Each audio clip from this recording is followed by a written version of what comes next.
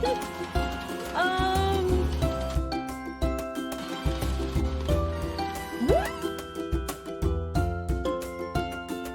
you can punch a dragon with a stone fist, you can have a neurodivergent person and disable characters in your mediums.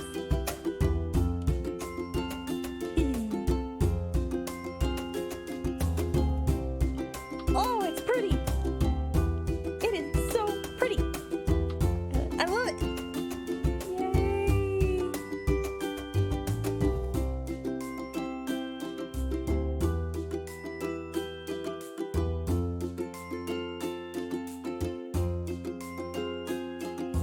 My name is Bloodthreadshears. I am also known in the dance world as Oriana Amal.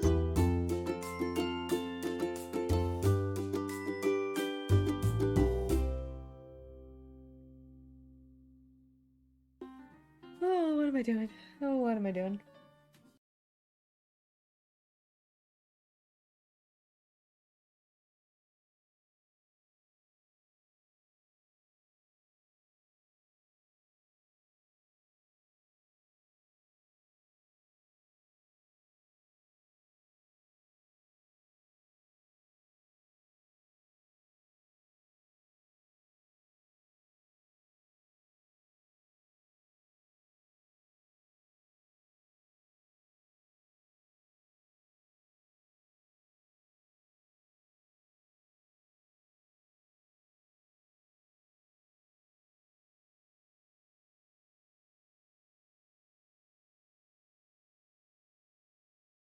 Good morning, everyone.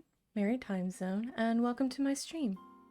I'm Bloodthreadshears, Shears for short, and welcome back to another segment of Thirsty Shears, where I play When the Night Comes and have a lot of fun doing it. So hold on 1 second. I need my fan. What did I do with my fan? Ah! And also took a little longer to get ready because trying to figure this new configuration out. If you were here yesterday, I was finishing up hemming this. I finished ironing the seams and let it cool, and now it looks pretty cute. It's a nice little contrast against my hair, and I can actually keep it protected and cool. So, yay! But before we get started, as always, announcements. Our schedule is up on Twitter. Please feel free to share that and retweet it.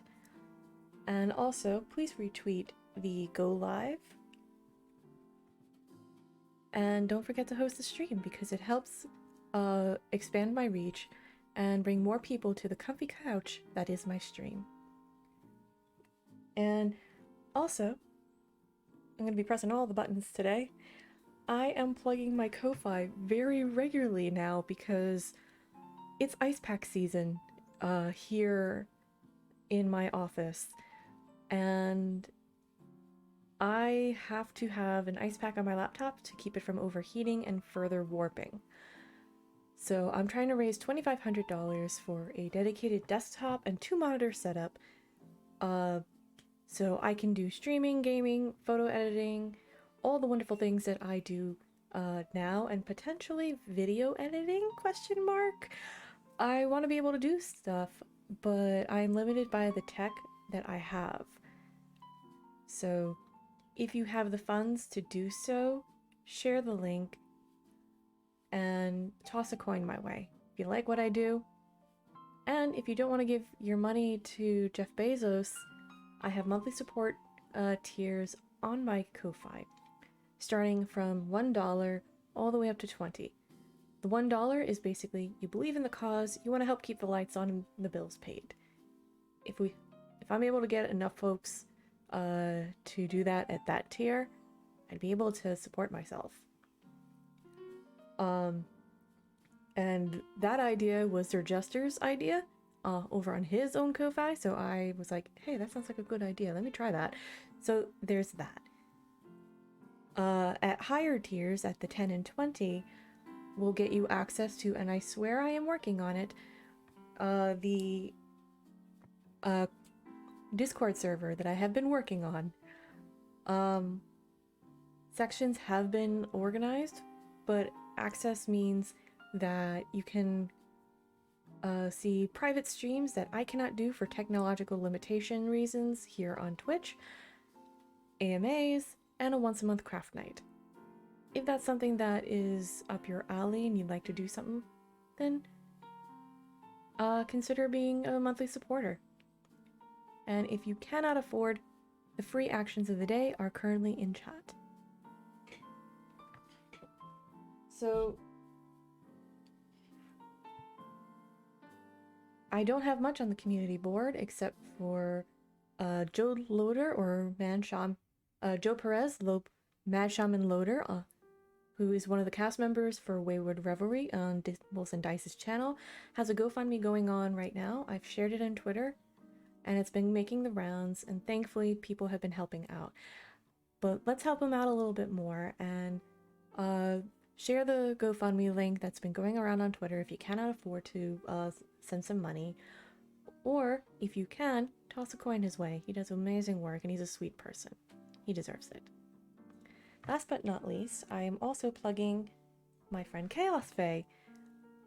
I cannot talk about Chaos Faye enough. She's made beautiful quilted things.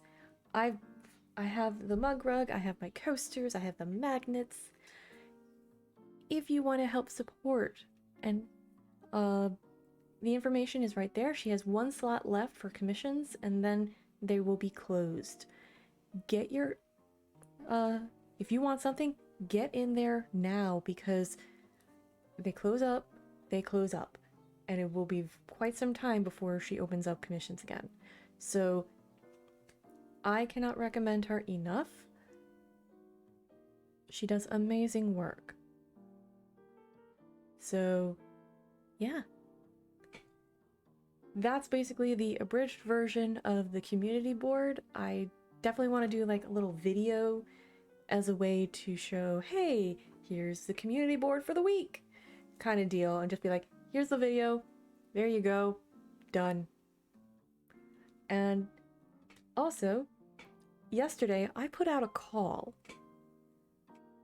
that, after talking with Mermaid Jeans yesterday in chat, an idea called Characters Who Create.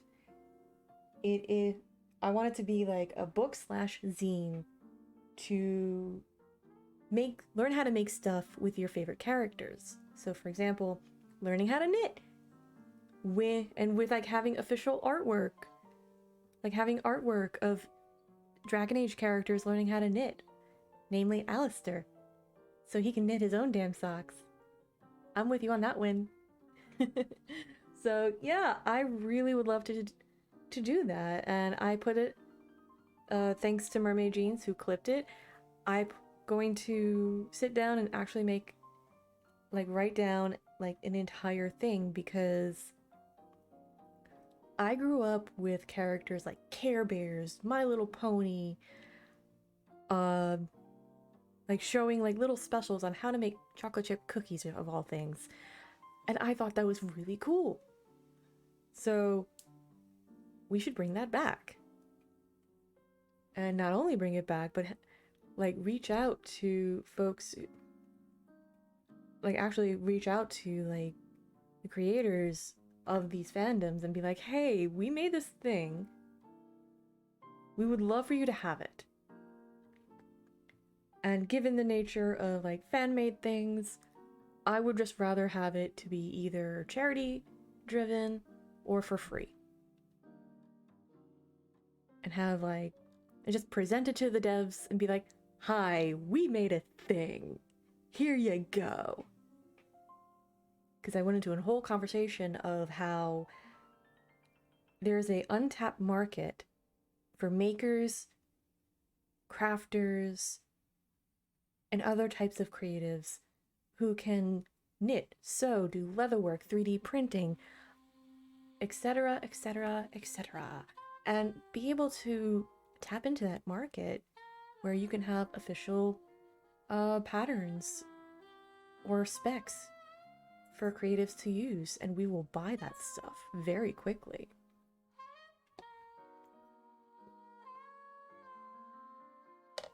So that's a thing, and I do want to do like a just chatting with like a couple of creatives that I know and be like, hey, let's talk about this, because I think that this is a wonderful idea to do.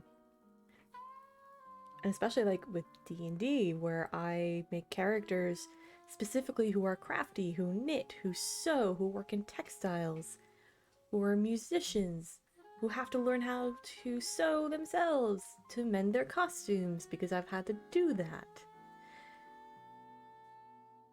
And just show that there's a whole process to making stuff.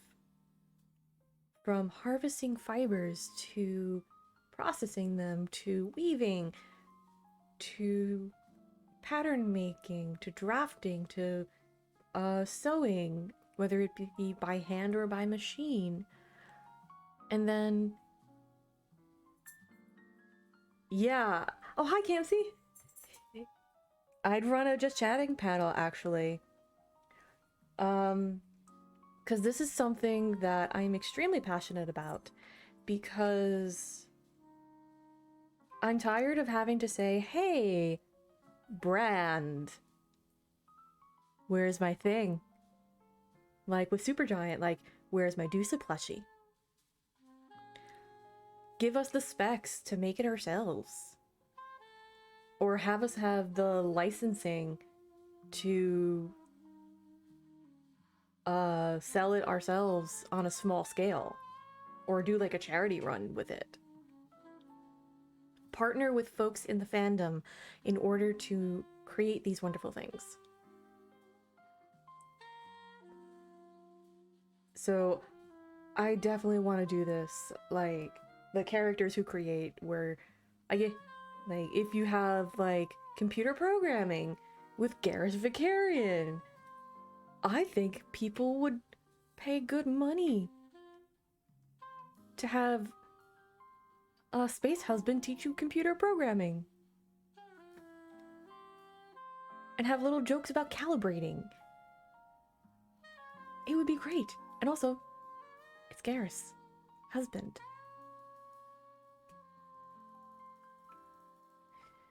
So yeah, I'm looking forward to seeing who I can reach out to about this, because I think it's a conversation worth having.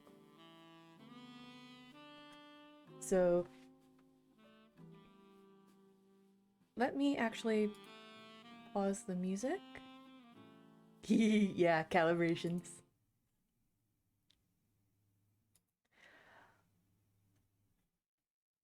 And also, because I am superior Dragon Age trash, I would love to see sewing, knitting, crochet, like any kind of needlepoint, like needlework. Like, you've seen me like pull out the guide to needlework. I want that, but nerd. I want that so badly, because I think it would be amazing. So give me 1 second to boot up the game. But while that is booting up, how's everyone doing? I hope everyone had a lovely weekend. And if not, hey, you're here. You're gonna see me flail a lot. I have my fan to cool myself off, because I'm dramatic and I'm a theater gay. Yes, I have a little desk fan. Does it do anything when I'm thirsty? Not really. Not unless I put it on high. But again, I am a theater gay. I am dramatic.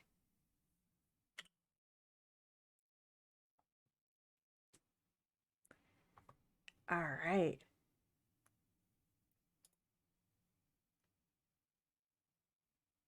So let's get back into it.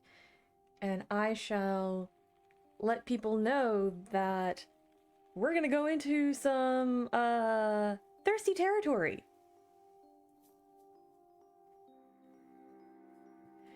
So, content warning is in chat right now. So, if you are uncomfortable with any of the situations that are placed into the content warning and you need to tab out for a little bit, don't worry about it. You take care of you. Come back on Wednesday, I think. I can't remember my own schedule. I think I'm doing sewing. Maybe. But take care of yourself. I am not sure if I'm just gonna, I think for the stream and TOS, I will paraphrase any sexy situation that's gonna happen. Cause my face will turn this color very quickly. So, to recap, we just blew this case wide open. We found out that not only was there one hunter down in the dungeons, there was another one who actually got into a fight with Alcar, our half-Lycan friend who's very grumpy, and maybe not, but definitely maybe dating Omen, the cute, sweet little demon, who's also the son of Satan. But we're not going to get into that. We talked with Piper and August about what our findings were. Then after that, had a lovely little conversation with Ezra and Finn. They walked us home back to the inn where Finn wanted to have some fun times. But the bed was not adequate. And then we ended up dealing with Creepy Lady from the church who got attacked by one of the monsters, brought her to August's place to talk about what was going on. The following morning, we ended up talking with Omen and his sister Elaine about what was going on and all the findings, and then talked with Amaros, Elaine's boyfriend, and the sister of Creepy Church Lady.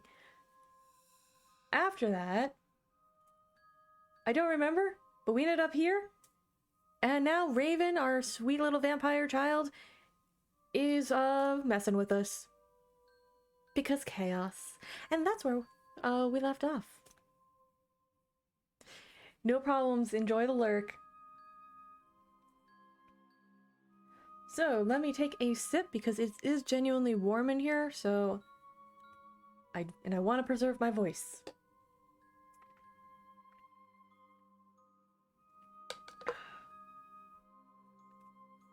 Okay. I'm just fucking with you. I wholeheartedly approve of this union. He's happier since you came to town, you know. Him and Ezra are good people. The best people. I'm grateful that you brought them together again. It was real sad when they parted. She sighs heavily, fluttering her lashes. And now I have 3 people to annoy. Ah, living the dream, me. The comment is interesting, but even more so is the floor. Raven snorts uncouthly and nudges me in the side. Can't be too coy about it, not when you picked him to, you know. Anyway, I have work to do, vampires to see. I hope the emphasis on work is a sufficient reminder, despite my future company that will be pleasant to have. She snorts again, and it's quickly becoming a familiar sound. He works too much. All of you do. Then she skids to a stop in front of me as we reach Finn's door, her hand raised. Listen. I just want you to know we have your back. Not that Finn wouldn't already have told you so, but it's important to me that you know. The way she looks at me tells me I can believe her. That Raven is loyal to a fault, and I'm lucky to have such allies. Thank you, Raven. I appreciate that. Sweet. Now, go do your boring and important people stuff, I guess. I'll try not to interrupt. In a flash, she's gone, absorbed by the darkness. The door to Finn's room opens with a quiet creak before I can raise my fist to knock, and he greets me with a smile. Afternoon. He reaches for me, taking my hand and pressing a kiss to my knuckles before tugging me inside. The door closes softly behind me with a click. I heard Raven lurking. She didn't bother you, did she? I shake my head as he laces our fingers together, his other hand coming to rest upon my waist. She was fine, if not a little strange. He tilts his head in the way that, feigning tossing around a deep thought in his mind before grinning. Get used to that. Strange is her specialty. We should discuss Fiero. Discuss what Piper and I found down there. His expression neutralizes, his posture becoming tense. Yes, we should. I have some concerns, as I'm sure you do.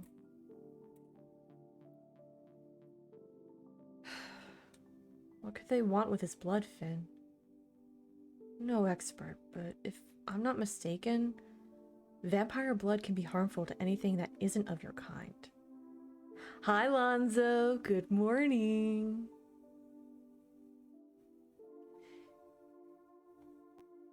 So, I do want to do a couple of shoutouts for both Campsy and for Lonzo, because both are awesome and you should be following them.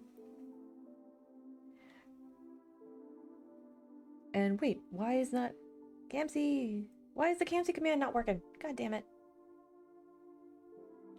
No problem, Lonzo. There we go. I thought that was... Alright, so... Yeah, also if you type in !masks, Lonzo and I are now in what is going to be a two-parter.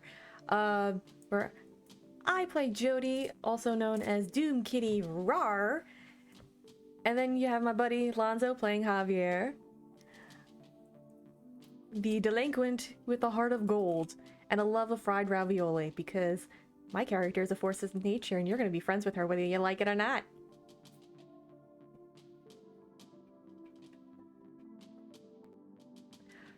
So I'm going to reread this line just so I can get back into character.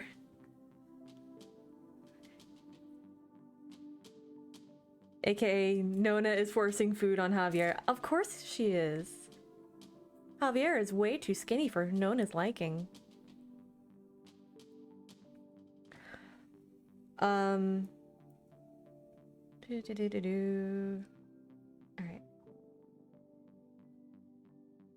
What could they want with this blood, Finn? I'm no expert, but if I'm not mistaken, vampire blood can be harmful to anything that isn't of your kind. He stares off into the distance for a moment.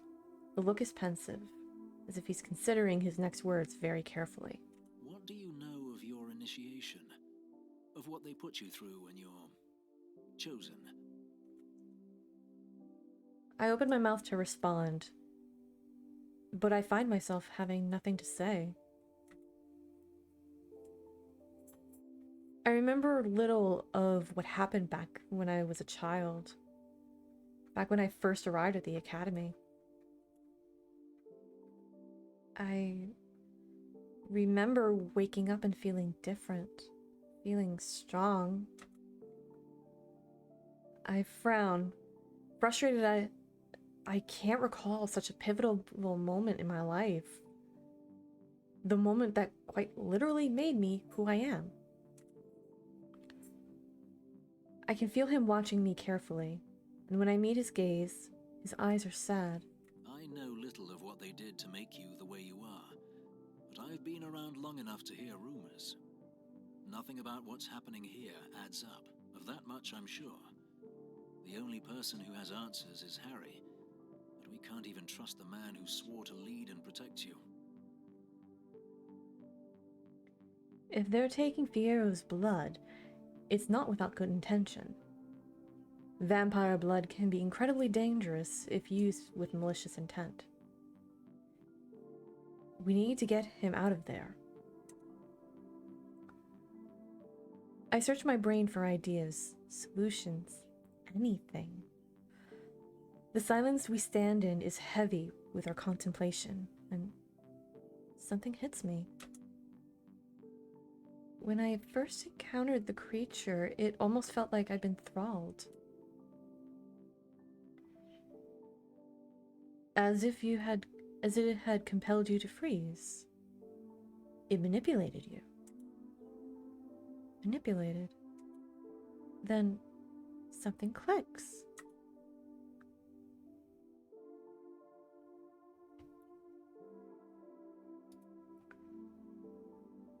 Fiero is an empath, right? He can both feel emotion and manipulate it. Yes, and he's incredibly powerful. Levi wouldn't have looked at him twice if he wasn't different. There are other vampires that have such abilities. Even I can influence people's thoughts, but not to the extent that he can. I think about the implications of that kind of power falling into the wrong hands. How they leave me feeling led in place. Then, can these abilities be transferred, say, through consuming his blood? I can't say I've ever heard of such a thing being done, but it's certainly not impossible. That creature, if it had been given his blood, why? What could that possibly achieve?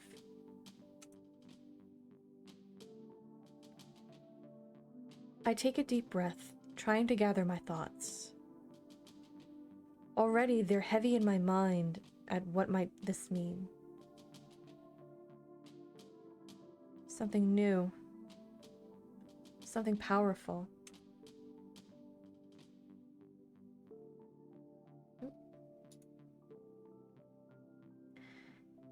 So the rumors you've heard about the initiation. Can you tell me? He grips the edge of his desk, the wood creaking beneath his fingertips. There are many things about the agency's practices that I've heard over the centuries. None of them are particularly kind. Most sound too far-fetched to be plausible. My personal favorite is that hunters grow on trees. Were you grown on a tree? I laugh, rolling my eyes. And because I'm me and I know my visual novel tropes,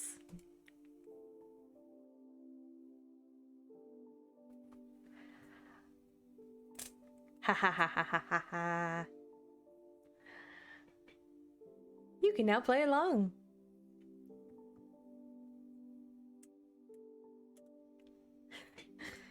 Point taken.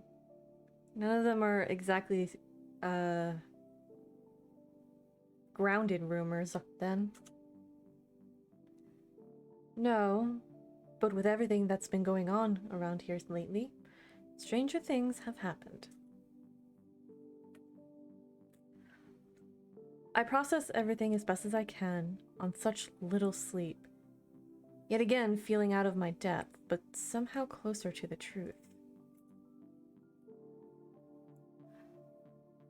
Our priority is getting Fiero out of there, but we also have other concerns to attend to.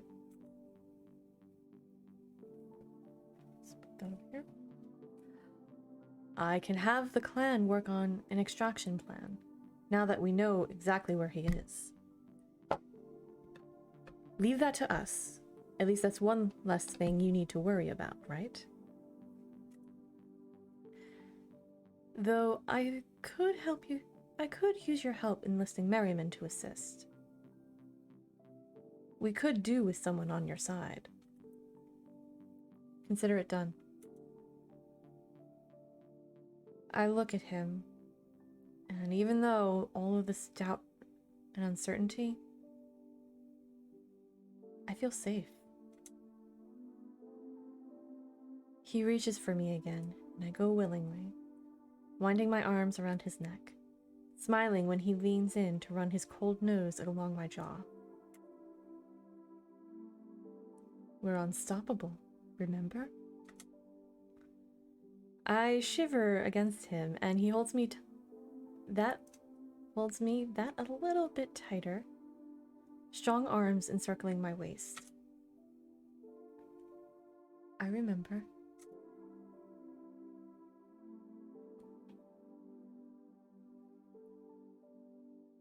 Remember, we're going full thirst.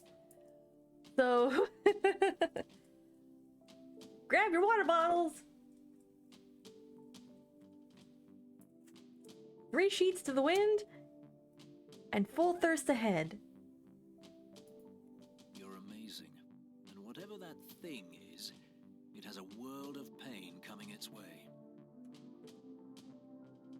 I run a hand through his hair, letting those soft obsidian strands twine about my fingers. He hums, his eyes fluttering closed. Then he kisses me. The cool press of his lips against my own is the only reassurance I'll ever need. I feel his body so strong against mine. Is all I'll ever want. He gently walks me backward until I'm crowded against the door, and I smile against his lips, and his hands began to wander.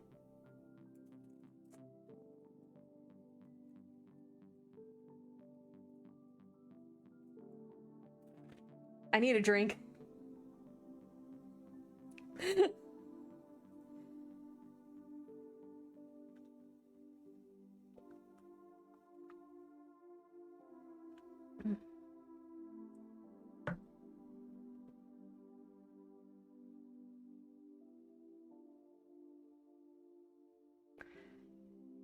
Oh boy.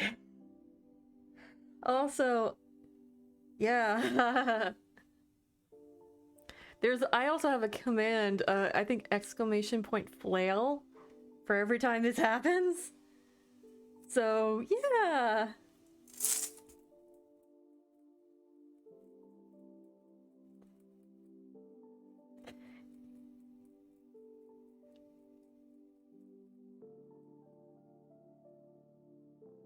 Hopefully the command works.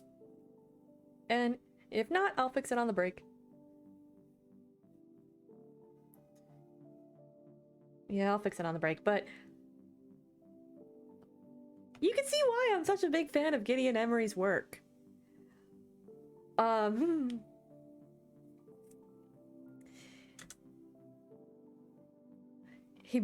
Bleh, oh god.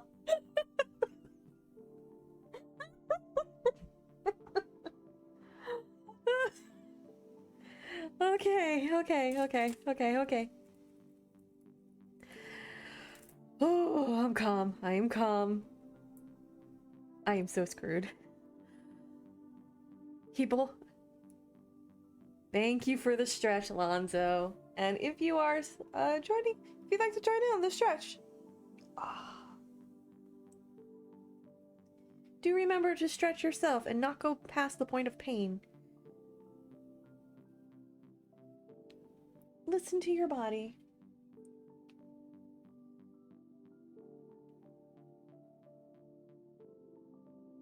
And remember to breathe while you stretch. Breathing brings in oxygen, takes out carbon dioxide. That helps with your muscles. Your muscles become flexible, which becomes strong. And then you can lift bear like bear.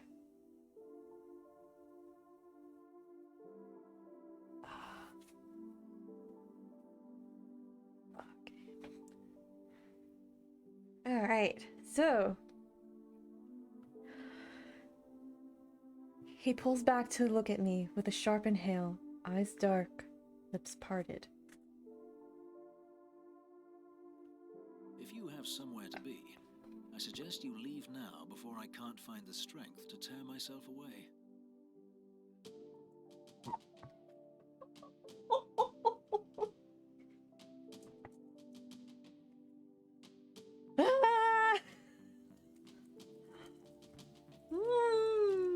Oh boy, I was like this on my off-stream playthrough too.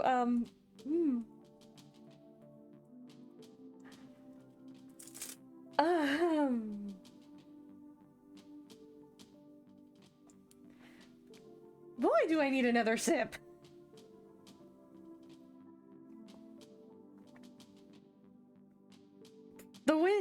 Lonzo, that's the thing. The window is open. I need to be in a wind tunnel right now with all... Oh my goodness. This is why I tell people, you need to play this game if you like paranormal stuff. You need to play this. Because this is fun, and this is fun chaos. Like, look at him. Well dressed, aesthetic as hell. Voiced by Gideon Emery. This is basically Darth Vader riding a raptor. Your argument is invalid. I rest my case. As much as I'd love to forget my duties. Oh. He steps away, straightening his clothing with a sly smile when I fail to respond. I mean, hot person who's backing away saying, look, if you got somewhere to be, you better tell me now or else we're gonna have a little fun and not leave until the next morning.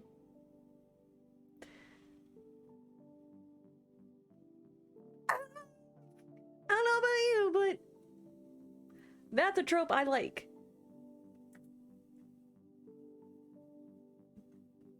Go. I've been around long enough, and it's not like I'm going anywhere. I gather my wits, my heart once again slowing to its resting pace. I need to go see Ezra about our demon friends. Oh, that's the Okami content warning. Disregard that. I will fix that later. Finn reaches out to adjust my rumpled shirt, surveying me with a satisfied nod. Oh, ooh.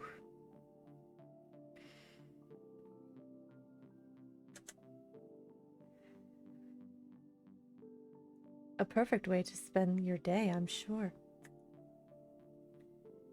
He opens the door for me, leaning against the frame as I step out into the cold hallway.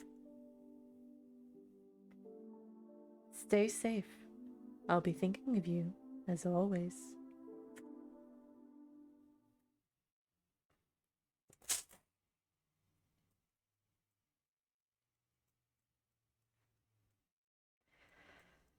God damn, if somebody ever were to write a scene like that for a movie.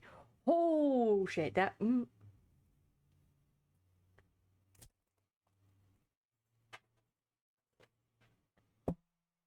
I'm gonna need another drink.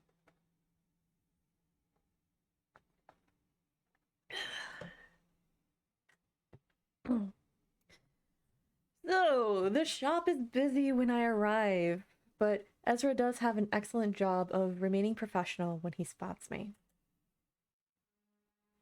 I linger in the corner while he rings up his final customers, surveying the volumes upon volumes of magical literature he has on display.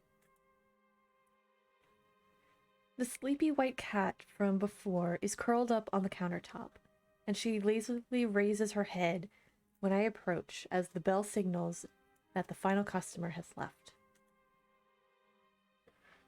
Her eyes glow a vivid aquamarine, and she's certainly unlike any feline I've ever seen before. Her name is Coco. He scratches her chin, and she purrs her thanks, before gracefully jumping down, heading for the back room with a swish of her tail. She's got a bit of an attitude problem. I think I've spoiled her a little too much.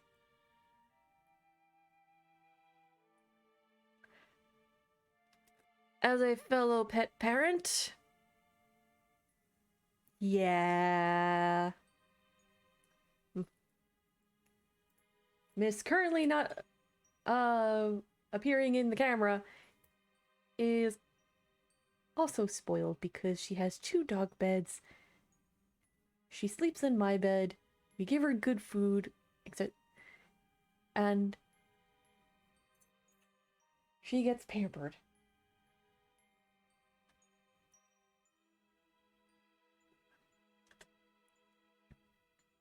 How long have you had her? His mouth twists to the side when he thinks. She followed me home one night when I was a child, maybe 10, 11 years ago. Oh, so you have a congratulations, you now have cat situation. She's not exactly a normal cat, but I've never really bothered to find out what she might be or where she's from.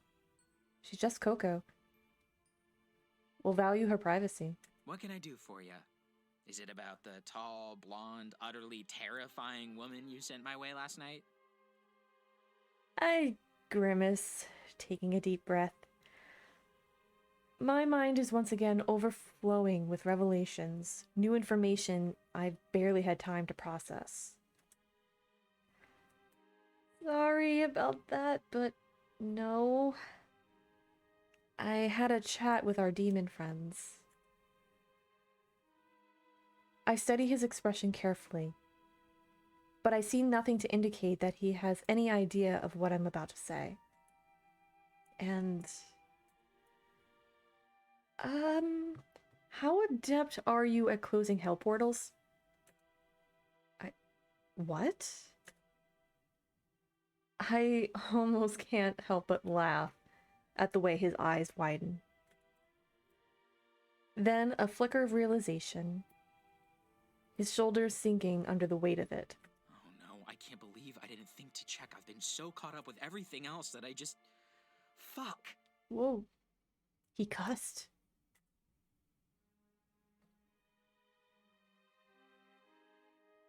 Ooh, honey, it's okay, it's okay. He's obviously distressed that such a thing would fly under his radar, and I gather that Ezra has quickly put the puzzle pieces together. Ezra isn't oblivious. He knows what this means. What the tear between realms has brought upon this town. Ezra, we can and will fix this. There must be a spell, a ritual. He clears his throat, snapping himself from his daze. Yes, I mean, there will be, not that I'm familiar. It will require a great deal of research, and I doubt I'll be able to do that alone.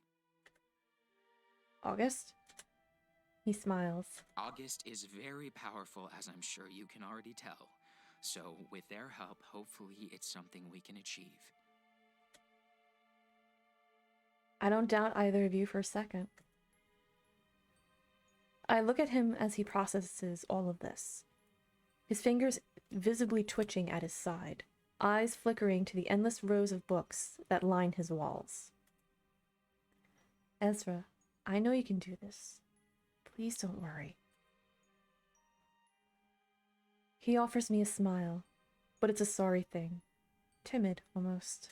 I'm glad that you have some faith in me, at least. I'm just so angry with myself. I was the first person Omen found when he arrived. I should have known. I tended to his wounds, saw the markings. I should have checked. Markings? I think back to the odd way Omen rubbed his neck. Demons from other realms have a sigil or rune that grants them access to their home, so it would make sense for him to have one, I suppose. But healed? To what extent did Omen go to? You should ask Omen. It isn't my place. Of course, but think you can give yourself a pass on this one? It isn't exactly common to have a Prince of Hell stumble into your shop. I cross the room and take his hand. The urge to comfort him is overwhelming. I tip my chin to catch his gaze, coaxing a small smile. You're just saying that. Oh? And why would I do such a thing?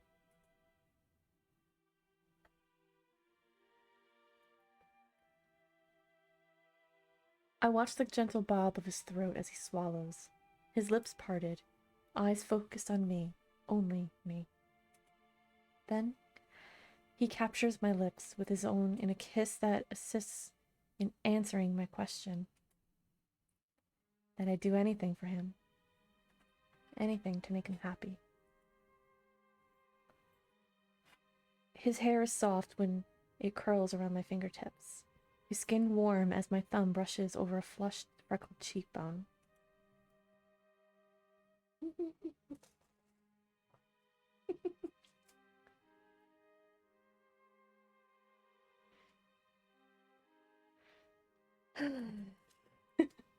Getting that, like, the Doki Doki feels. Like with Finn, it's like passion, up against the wall kind of thing. With Ezra, it's like rom-com. Like those classic rom-coms, minus all the problematic bullshit that they have. Where it's just like this quiet little thing, and it's just like, ah. It makes me very nostalgic for like Sailor Moon and that kind of stuff. That kind of feeling, and I love it. Reluctantly, I pull away, resting our foreheads together, looking him in his pretty eyes, then as honest as I could ever be. I would never lie to you. You're brilliant, smart, and capable. Now you're actively trying to make me blush, aren't you? I place another quick kiss to his lips before I move away, but only a little. No. I just know that you can do it. I'm not just saying it, I promise. With a theatrical sigh, Ezra concedes. Very well. I believe you, I suppose. Now, do you want to tell August, or should I? The very loud burst of laughter tells me I might be the one tasked with such a pleasant conversation. Excellent! Ooh. Great! Also, can we talk about how Piper's apartment, like Piper's home, is like goals? Like beautiful warm colors, actual colors, stained glass windows, plants everywhere, and the wall is full of weapons. So many daggers, and I genuinely respect a bisexual queen who has that amount on hand.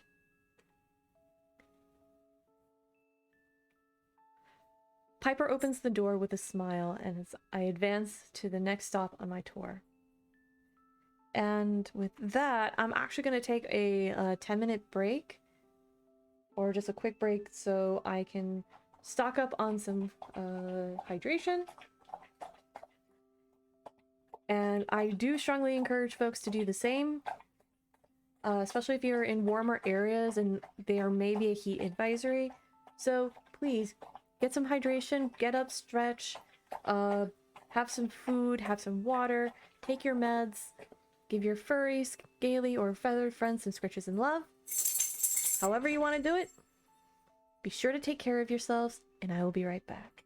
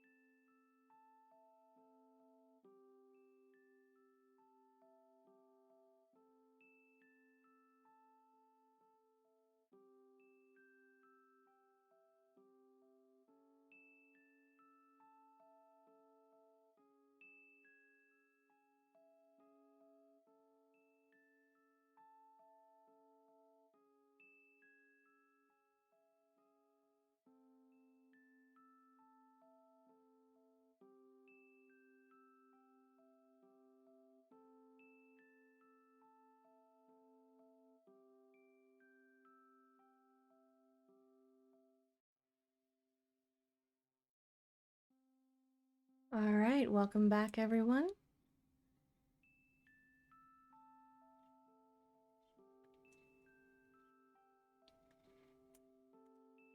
So Ice Pack has been replaced with a freshly chilled one, and Lexi has been taken care of.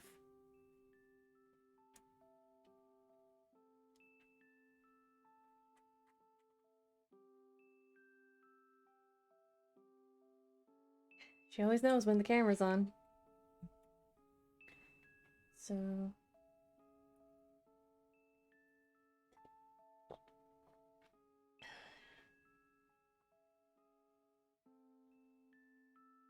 Alright. So let's get back into it, shall we?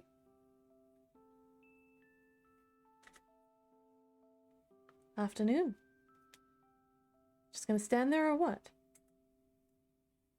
I roll my eyes, kicking off my boots as I enter. We take a seat on the sofa, Piper tucking her feet beneath her, relaxed in her surroundings. I had an eventful evening. She sits a little straighter, eyebrows quirked in interest. Oh yeah? Yes, with your favorite cultist, actually. The noise she makes is interesting. Ugh, her. How awful for you. My sympathies. Rather you than me, though, I suppose. Gives. Oh, you know, the usual. Just her making friends with the thing terrorizing us. Normal cultist stuff. I wish I could say I'm surprised. Was it at least a productive conversation? Yes, it helped, which is better than nothing. Better than nothing. I take a deep breath, considering my next words carefully. We should talk about Aya. About what we found down there. Her shoulders slump, and she averts her gaze, her eyes sad.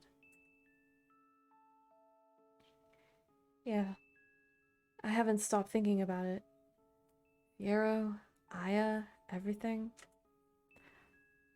How can we work for people? How can we work for people who do that? Who forge records, who Oh, son of a bitch. I hit a button. How can we work for people who do that? Who forge records, who imprison their own for nothing? Just opening up a snack. Don't mind me. As always, I eat because I don't eat. I get dizzy, I get cranky. Not a fun time. And there is such a thing as overhydration. Ask me how I know.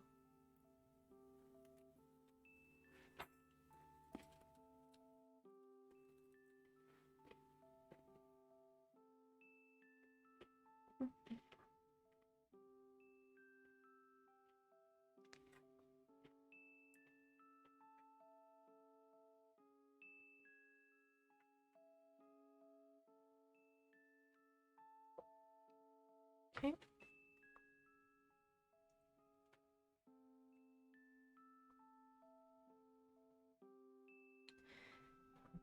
Okay.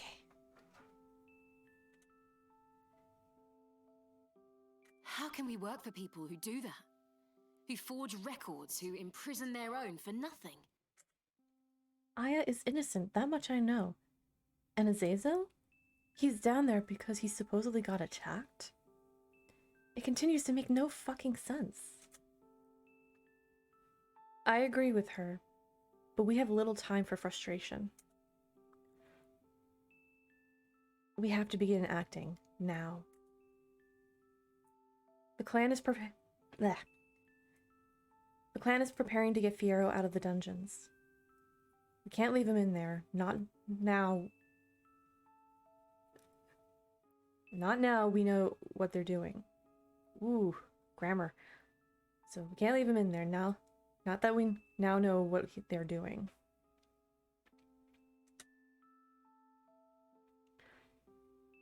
Finn was wondering if you'd mind assisting them. Of course I will. Anything to stick it to those arsehole enforcers.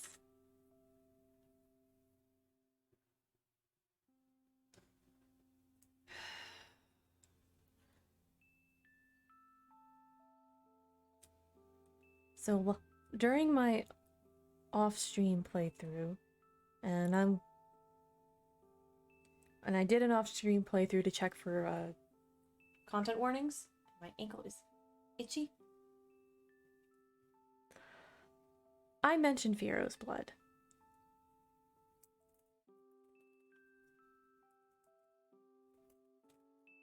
So we're going to do a quick little save because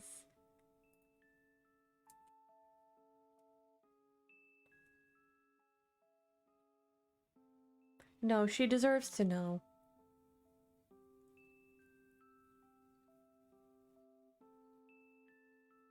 My character has been left in the dark, and I don't believe it is a good thing to leave certain things to find out later when you could just rip it off like a band-aid.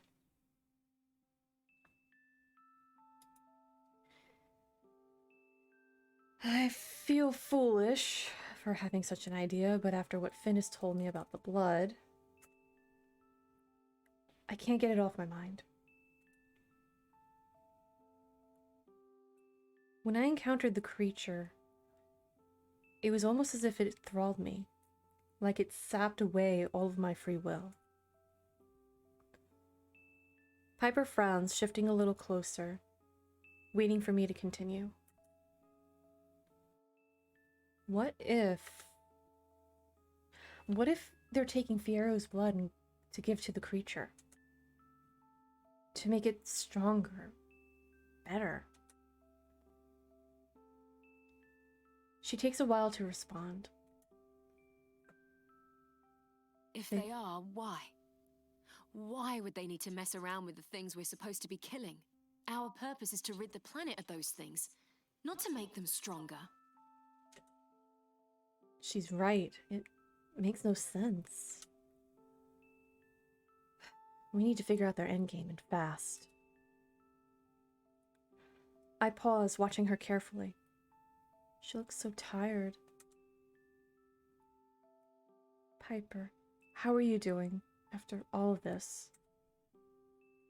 She huffs a quiet laugh, shrugging. I don't really know. Before all of this, I was just angry. Angry that I got punished for caring too much, which isn't something I ever really did before. Now I just feel numb. It's gonna be okay, Piper. It has to be. Right. How could it get any fucking worse?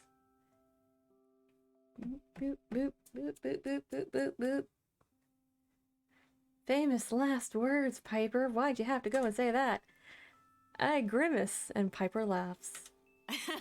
Don't say that. Now we're really fucked. With a groan, I reluctantly tear myself from the comfort of her sofa. The mere thought of dragging myself across the street to the wolf makes me want to weep, but I really should check in with August. I need to go and visit our dear enforcer. Have fun with that, I suppose. She crinkles her nose in disgust, but I can't help but laugh at the expression. Gee, thanks a bunch. I head for the door, turning to look at her one last time when she yells. Wouldn't want to be ya.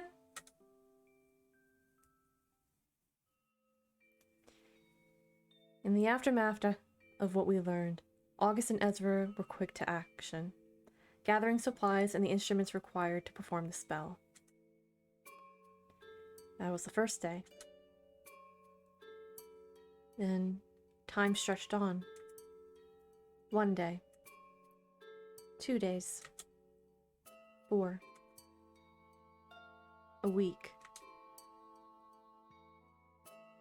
Knowing that everything was leading up to this moment and that it might not even work was stressful, to say the least.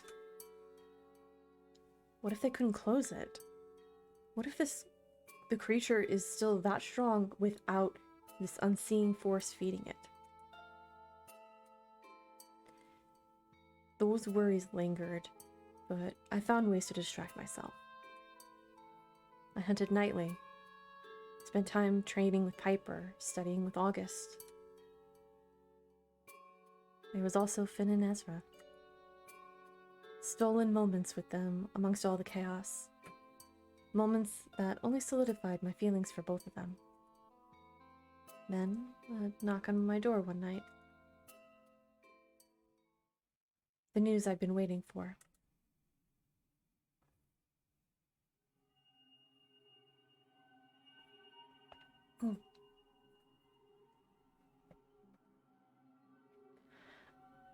I step outside just in time to watch the sunset over the horizon. The sky darkens and the clouds are tipped with orange, then purple, until all that hangs over me is endless black. Somehow I feel lighter than ever as I head for the forest, a funny kind of hope settling in my gut. Ezra and August are strong alone, but together? I think back to that moment in Ezra's shop, the reconciliation between the two, the shift in how they hold themselves, a weight finally released. Together, I have no doubt that they're unstoppable. There's only one way to find out.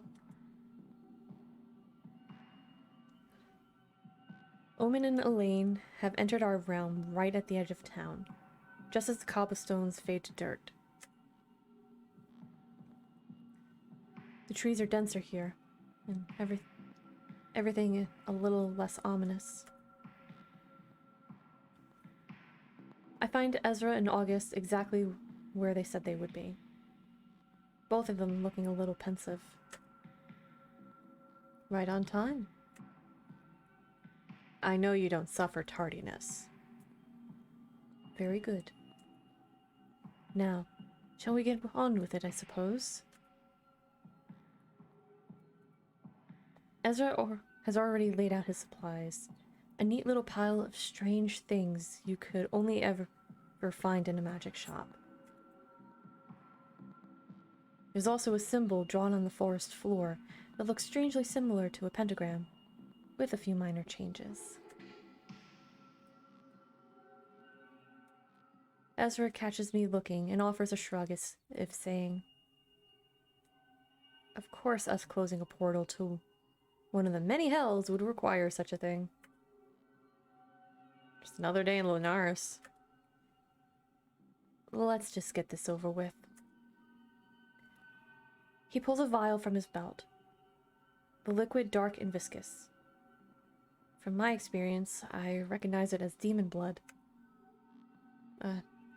Omen gave it willingly. I didn't stab him or anything. I think we know that, Ezra. Just checking. He pours the blood on the ground at their feet. The faintest shimmer shining in the grass when it makes contact. They join hands and begin chanting. Nes mena almanoi, from the fire of earth. Kamina aim says, to the fire of hell. The shimmer grows in luminosity. Its pulse is brighter still, until it's almost blinding. I step back, watching as their grip on another tightens, their eyes aglow, their legs shaking. Ezra almost falters, but August holds him steady, giving him strength. Kesa se Nuki says, "We call to he who rules this realm. Close the gate. The ground beneath our feet rumbles. It stutters and shakes from the incantation, a vibration I feel deep in my bones. Close this gate. Then, stillness, silence. Slowly, they release another, exchanging appraising glances at their current state. There's some haggard breathing, but they're apparently fine. They turn their attention back to the tear. Or former tear. Is it done? Did it work? Perhaps the question was too soon. It tumbles out before I can stop it and echoes loudly. Yet, if seeing the hazy portal wink out is anything to go by, I damn well better ask. I think it did. The energy still lingers, but I no longer feel anything pulling at me. Not like I did when we first arrived. The only way to know for sure is to get Omen or Elaine to check for us. I can't... Ezra is interrupted by a chorus of yelling and terrible screaming. As if at once, the air is kicked out from our lungs. Whatever brief moment of relief we had is extinguished in the sound. It's coming from town. But we need to... I'll clean up here. Go, I've got this. We both look at him, hesitant. But time is of the essence, and we know we have no choice. Stay safe. Head straight home as soon as you're done. You've exhausted yourself for one evening. I will.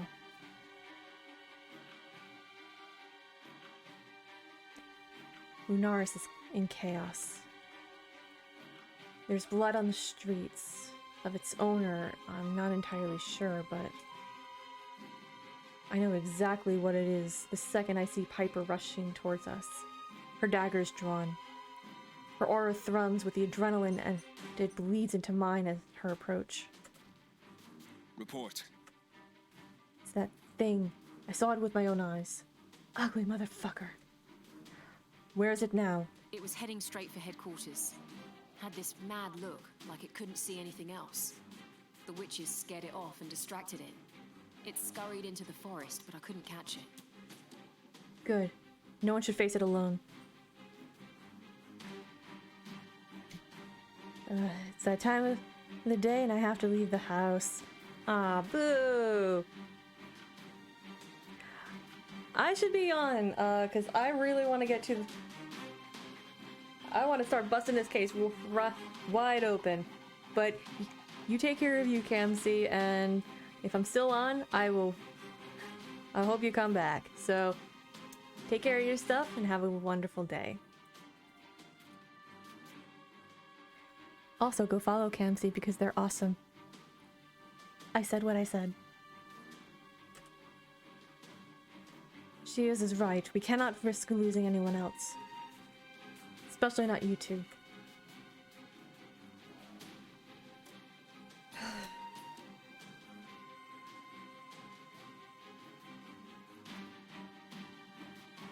I look around and see fear etched across everyone's faces. Creature hasn't made it this far into town in years. Not a hostile one, anyway. They must be terrified. We have to do something to show them that we have this under control, no matter the circumstance. We need to go find it and kill it. This ends now. Damn right we do. I'll stay here. They're afraid. This is their nightmare. I can at least try to make sure they feel safe. I look off into the distance, the forest calling to me. The tips of my fingers tingle, every nerve ending set alight as my adrenaline spikes. Well, I'm the thing the monsters have nightmares about. Let's finish this.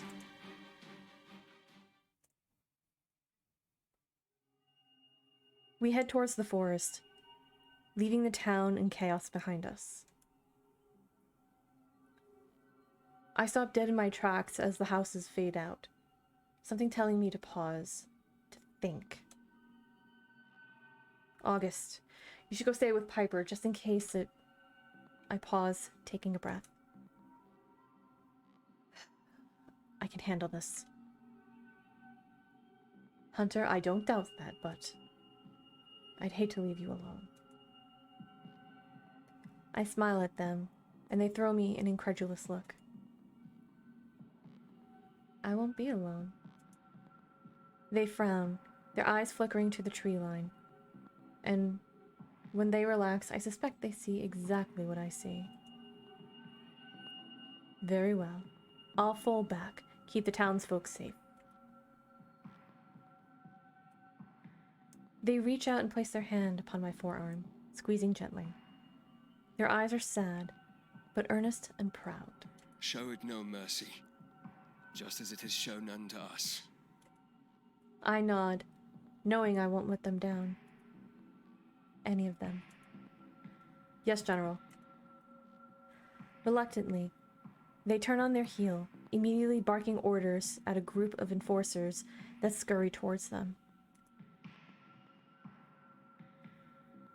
I feel them before I see them, our connection growing stronger by the day.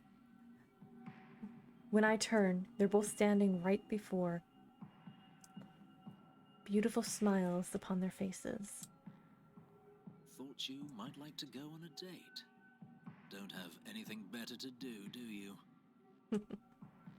I roll my eyes at Finn, as does Ezra. But the smiles we cannot stifle say it all.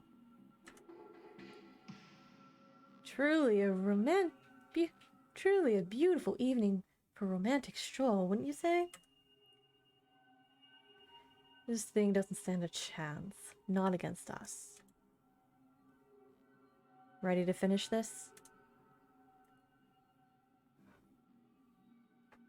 Well, let's go kick this creature back to whatever hell it dared to crawl from.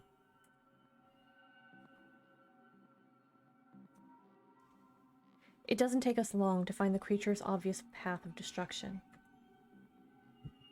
Blood and ichor cover the ground on its own, I assume. I'm gonna actually put in another content warning in the chat.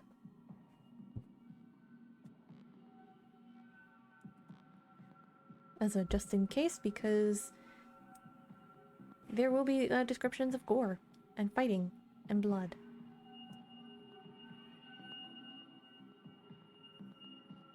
There's a path of trees that have been felled, jagged claw marks covering its splintered bark. I close my eyes, but Finn snaps me from my concentration when he steps in front of me. Wait, I need to... He looks at Ezra, who steps forward and places his hand on his prosthetic. The etchings flickering gently. Finn, it's okay. Wait. If this gets bad, I might... change. I would hope you'd never have to see me like that. I know I'm already a monster. I just hope you don't think any less of me when you see what I really am. I look to Ezra, who watches the vampire with such gentle fondness that I can't ever imagine being scared of him.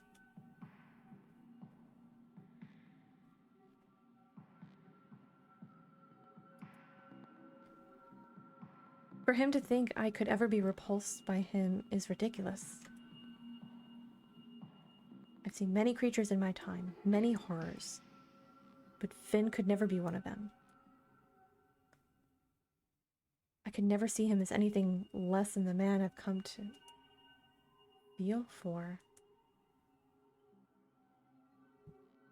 I take his face in my hands, stroking my thumbs over the knife edge of his cheekbones, and I smile. Finn, you're not a monster to me. To us. You forget, I've seen you at your worst, and I still love you, don't I?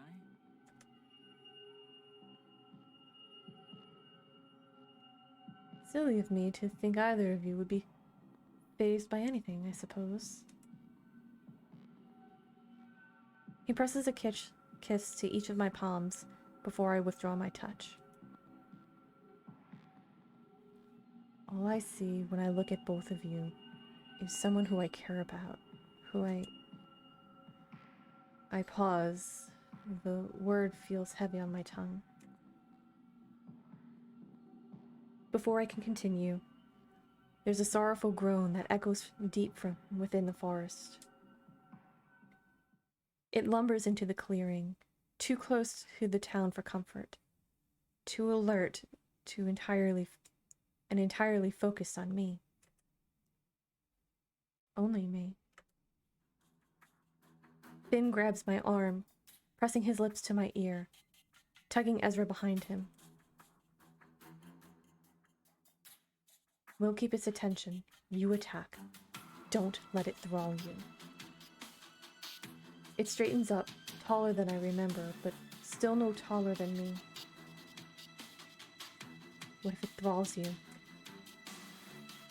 Finn smiles, clenching his fists.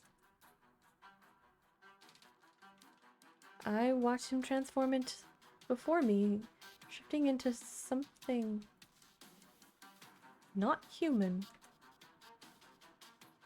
The once gentle gold of his eyes are swallowed by fathomless black, dark fissures appearing on the surface of his milky skin. His prosthetic glows so brightly that I'm blinded, and when I regain my focus, it has also changed and shifted like his master. A weapon. When he next speaks, his voice is different, deeper, every syllable shaking. You can try.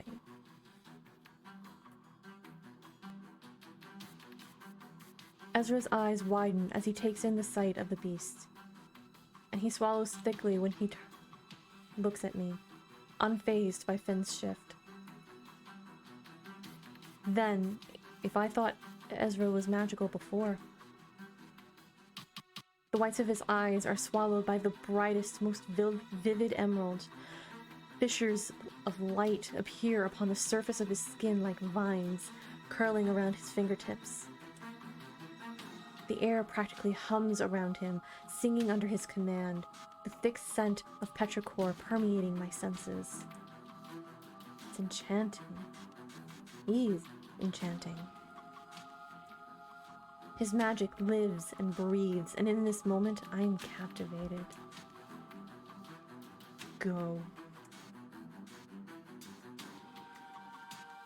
I propel myself forward, unafraid, kicking up dirt. I throw back my fist, landing the first hit with a satisfying smack. The impact reverberates through my knuckles, and I reach for my weapon as the creature gathers itself. The three of us fall into an easy routine, as if we've been doing this forever. Finn and Ezra keep me alert, keep it distracted, and I lay into it with every ounce of unbidden power that surges through my body. We violently clash, nothing but a fury of frenzied movements and strikes. I swing hard at the beast, erring to stick to my typical strategy of attack, not letting the furious tempo of this battle overtake my senses. However, there is method to this chaos, and its poise and posture remain something more than brute strength, keeping it steady. When finally one of the attack connects, the creature lets out a horrific scream, something that could bloody my ears, and it near sends me to my knees. I dial back to catch myself, my vision blurring. Finn is fast, more quick and nimble than anything I've ever seen. But even he is thrown to the ground beside me. He skids to a stop, and he hits the trunk of a tree, already splintered by the creature's hand. Ezra calls out to him, to me, coaxing me back to the fight as he keeps it at bay. An indecipherable display of power as vines break free from the earth and curl around its feet. It's strong, stronger than we anticipated, but more than that, despite its haggard appearance, it fights like I do. Calculated, precise, calm in a way no creature could ever or has been. It fights like a hunter. Finn pulls himself up to his feet with a growl, teeth bared and eyes wild. I bring a hand to my face as Ezra chants an incantation in a foreign tongue. Seeing crimson leaking between my fingers, straining my skin. Finn calls to me, parrying its heavy attacks with relative ease, getting it as good as it gets, but still struggling. I find myself frozen, my breathing heavily, but everything has been laid out before me.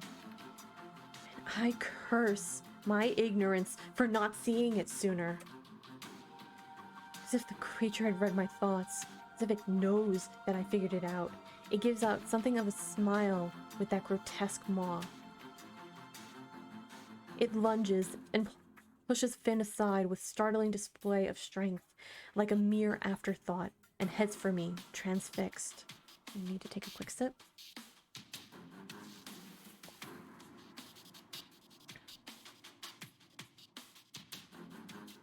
Ezra rushes to his side, still chanting, but the creature shakes off his spells as if they were a gentle rain.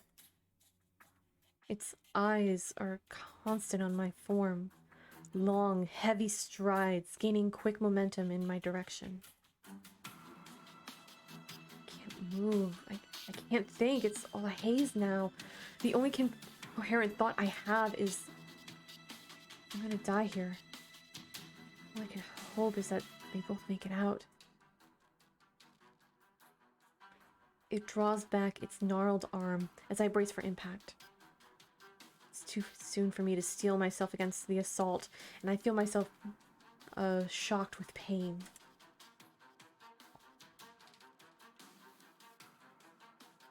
I hear a growl, something primal, something not human, and I see Finn gnashing his teeth, ready to descend. He looks otherworldly, every inch of his body screaming power, as if he's commanding the very elements. Everything around us illuminates, as bright as the moon that hangs in the sky above us, but brighter. Then Ezra steps forward, a whisper, something gentle and harmonious, yet not quite of this world. His lips move at a frantic pace, the air around him aglow in a flurry of magic. He's commanding nature, everything around him at his mercy. The display distracts like a moth to a deadly flame, and the creature turns to face Finn and Ezra with a sorrowful groan. That moment, there's clarity in me. My body finally recalling every ounce of training I've had throughout my life. The instinct to survive saturating every nerve. I reach for my weapon, despite the numbness in my fingers. I feel stronger, movements more certain, and as I see Finn take a hit to the chest, I strike with everything I have. I drive my weapon in the back of its neck with a guttural scream. It swats at me blindly like a wild animal, trying to shake me off. It stumbles feverishly in random directions, but considerably more sluggish than before. Again, it attempts to remove the thing that will help it meet its maker, but I relent. I hold on, plunging deeper until I can hear the sickening crack of bone. The creature's voice is smaller now, shaking, as the life from it finally torn asunder. It halts its movements until it falls to its knees and pounds the dusty earth. I wait, and I wait until I'm certain it is dead. Finally, there's some resounding silence, and I catch my breath. Or try to, anyway. I look for both of them in the aftermath, and I watch as Ezra guides Finn to his feet, blood running from his nose toward the hollow of his throat. He swipes his face with a clawed hand, licking the blood clean. His eyes remain transfixed upon the blackened palm as he sucks the red from his fangs with a swipe of his tongue. Ezra talks quick and quiet in his ear, his brow drawn, and I gather he's trying to soothe him. That's when I feel it, warm and wet and running down my ribs. Blood. I almost don't feel the pain through my feverish adrenaline, but when Finn turns and fixes his eyes on me wild, I quickly take stock of my injuries. Finn, stay with me. His teeth are bared in something other than that familiar handsome grin. And for the very first time, my instincts tell me not to trust him. To fear him. But it's still Finn. It's still the man I've come to adore, and Ezra stands firm by his side, holding him unafraid. I slowly press my hand over the worst wound, the one at my side. I feel the initial rush of blood, slippery against my palm as I apply pressure. Finn's nostrils flaring. Finn, it's okay. His gaze meets my own, and it's not the warm, gentle gold I'm used to. It's something fathomless and dark. He takes a step towards me, and my body is screaming at me to protect myself, to fight. He flexes his fingers, his movements stuttering, and then he stops. You're hurt. Ezra is at my side in a flash, his hands pressed over the wound. I shake him off, convinced it's just a scratch. My eye still on Finn, his posture remaining tense. He closes his eyes tight, his hands balled into fists at his side. He doesn't want to hurt me.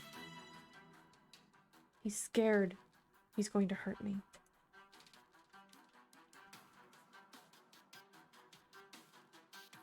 Slowly, I take another step towards him. I might be stubborn, but he wouldn't hurt me, and I know it. As I draw nearer, he grows tense, and he turns his face away from me like he's ashamed. And please. He shakes his head. I don't want to hurt you. I want to hurt you. I'd never forgive myself. I know in my heart that he won't, that he will not. Let us help you. We're not going anywhere. Another step, and I take stock of his own injuries, of the claw mark that cuts through his chest. It's angry and deep, and apparently not healing as quickly as it should. You're hurt, says you. I think of the overwhelming smell of blood, how overwhelming the smell of my blood must be to him. For it still seeps through my fingers, dizziness taking hold. I reach out with the hand that isn't stained crimson, and I cup it to his face, feeling that familiar cold. He leans into it, a quiet, ragged purr rumbling deep in his chest as he slowly opens his eyes. There he is. The darkness is gone. The fissures of black that had trailed his cheeks too. And now all I see is gold. Bright, beautiful thing. I smile, letting out a quiet laugh. Sound of disbelief when I realize he did it. You should let Ezra take a look at that. He did it. Dead. It's over. Shears? Shears! You did it. No. Stay with us. Then everything goes black.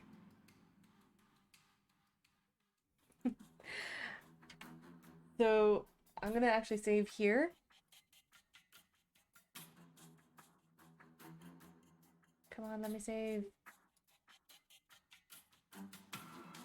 So I'm gonna take another break and I will be back in about 5-10 minutes. So be sure to hydrate, be sure to have some food and give your pets some hydration, and I'll be right back.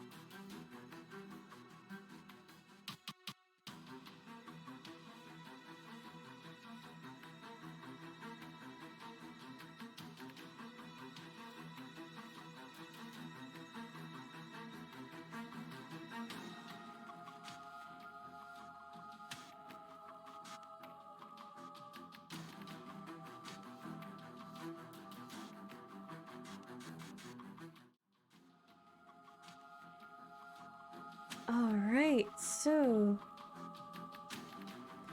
quick mic check.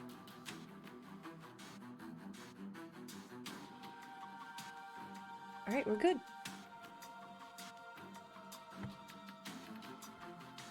So let's get back into this. I have a new ice pack on the laptop.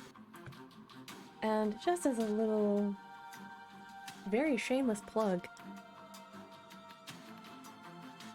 if you would like to help me get a desktop computer that I don't ever have to do this ice pack shenanigans ever again, Kofi is in the chat.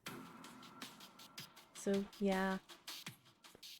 And I realized that I did need to make the window open a little bit more, so big shout out to Alonzo for that suggestion, because now there is more air, it's a little bit cooler, but things are going to get very steamy very quickly. So,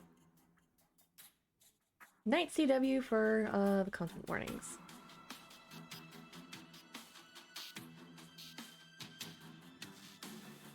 Hunter?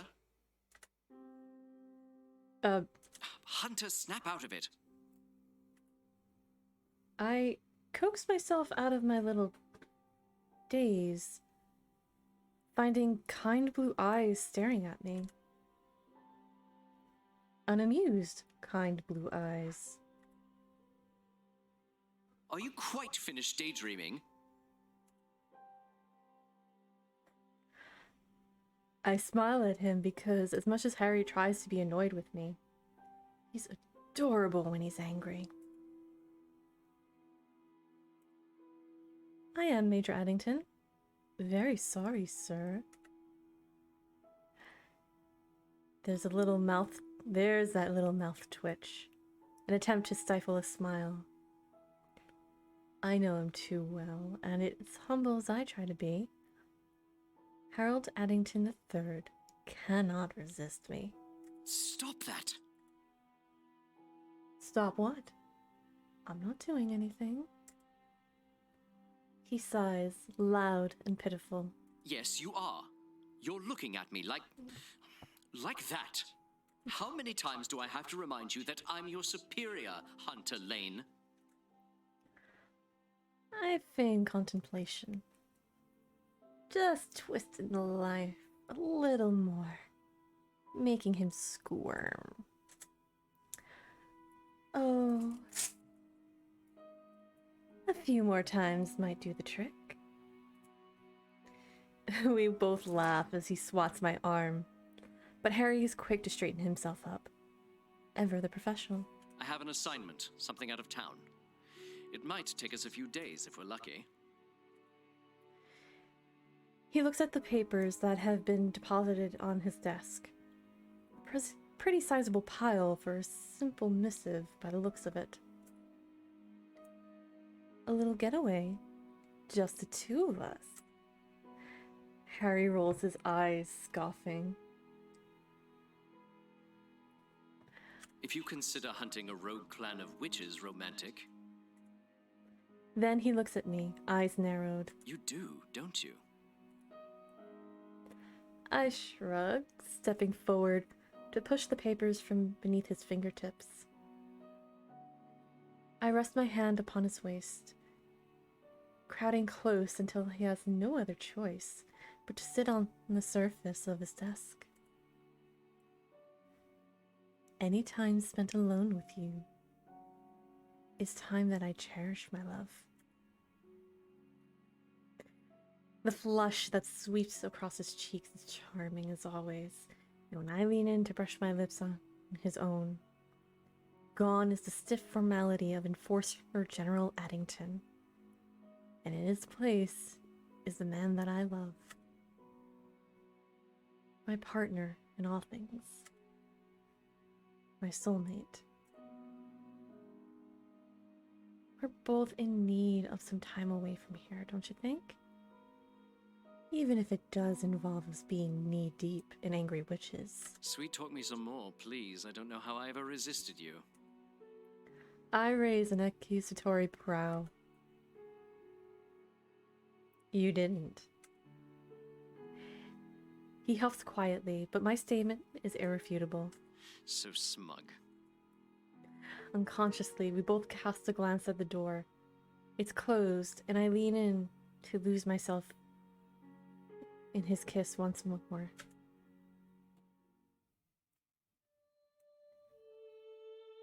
They say nothing lasts forever. But all that felt like to me was a lie told by people who never really who found love like I did. I knew Harry was special when I first met him. We found a connection immediately, only to have it torn asunder when he failed the initiation. But even with the ocean between us, both of us sent in such different paths, we still found our way back to one another. 5, 10 years, even 15. Partnership forged out of love, trust, and strength. We were unstoppable. I'd do anything for Harry, but in the end, that's why it all began to go wrong.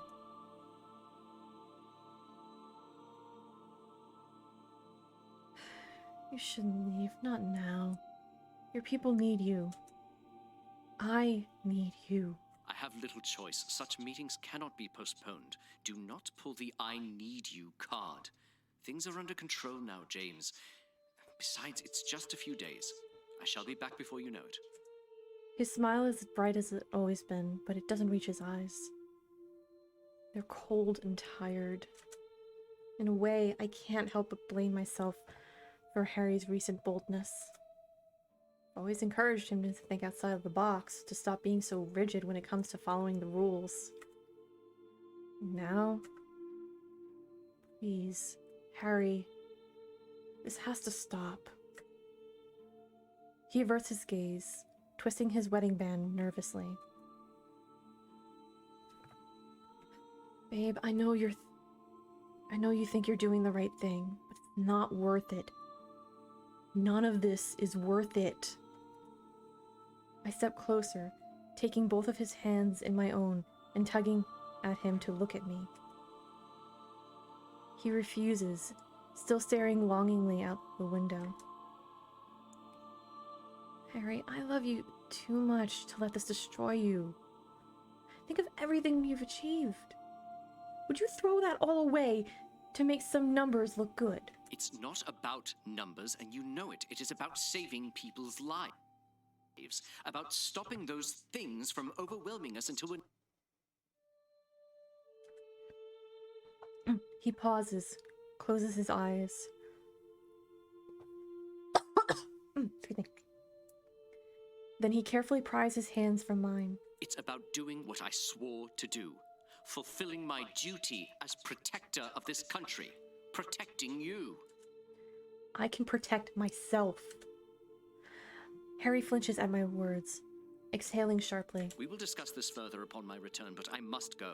The carriage will be waiting for me. Do not share this, Harry. You're further away from perfecting it than you think, and you know it. At that he smiles, shaking his head. He steps close to cup his hand in my jaw. You've always underestimated me, my love. He kisses me, and something about the way he does so makes me believe it's for the last time. After Harry's departure, I sat in at our kitchen table and wrote him a letter before my nightly patrol. I knew it wouldn't make it to him before the meeting, but I wasn't even gonna send it. I just had a feeling. My dearest Harry, as much as I'd love to muse about how I long for you to return, to lay with me in our bed, I'm afraid this letter comes with a less than lighthearted message. I'm worried. These experiments are troubling me, and I've been unable to sleep soundly since you showed me last week. I fear something terrible will happen that we won't be able to hide, that you won't be able to recover from. Is this really what they cursed us all with all those years ago? I always knew that we were different, that something within us made us stronger, but children, Harry. We were children. Think about that before you continue with this. Think about their intentions and why no one has attempted this before. I'll be leaving for a hunt this evening. Missing you every step of the way. My power dulled without you standing strong by my side. All I ask is that you slow down, perfect things before you dare to implement your plan. I'm not sure how much longer I can sit back and watch, just waiting for it to all go wrong. I love you. I want my husband back. We can make it through anything as long as we have each other. Always yours, James.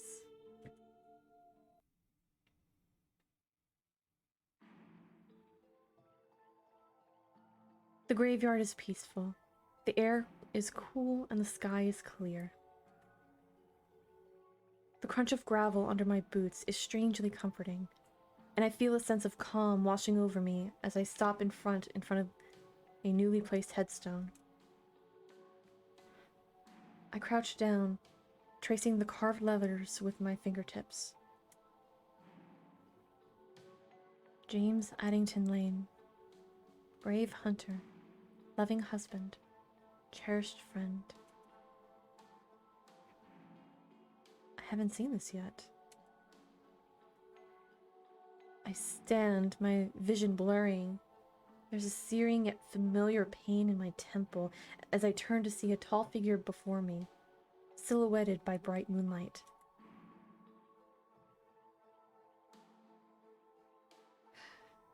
They would put the hunter part first, wouldn't they? James steps closer, standing by my side and sparing his grave a glance. Second you become a hunter, it trumps everything else. Not even really considered a human first anymore. Am I dead? I look at James, studying his features, registering that he's here, flesh and bone and alive? Or am I dead? He shakes his head. No, but you're somewhere in between. Just like me. Just like you? I look down and press my hand over my ribs, and it comes away crimson. My armor is jagged and torn, my clothes saturated with blood. When I look back at James, his brow is furrowed, and I see a shadow emerging from the blackened tree line behind him. A familiar sight, lumbering, misshapen, not human. It's behind you. My words are monotone, though I intended them to be a warning. My throat feels tight, and I'm once again stuck where I stand. He shakes his head, ignoring the looming threat, his dark eyes focused on me and me alone. It's not real. You killed him after all. Him? You simply did what I couldn't, what I should have done. I froze. I was too afraid to hurt someone I knew. As a hunter, you know you cannot hesitate, cannot second guess. If you do, people die. He's right. They teach us to be ruthless in our decisions. If it can kill you, you kill it first. It thrills me. I thought that was how it got you. He shakes his head. I saw He pauses, mouth agape as if he wants to say it, but something stops him. You saved them, though your job isn't done just yet. I stare at him blankly, trying to comprehend where I am, why he's here, just everything. What did they do to us? He simply smiles. It's somber, almost pained. I just need to take a sip.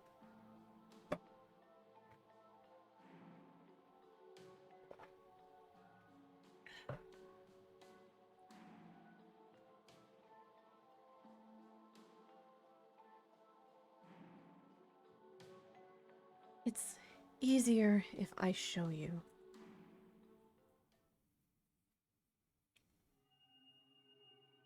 I stare up at the familiar building that are now before me, a bitter taste blooming upon my tongue.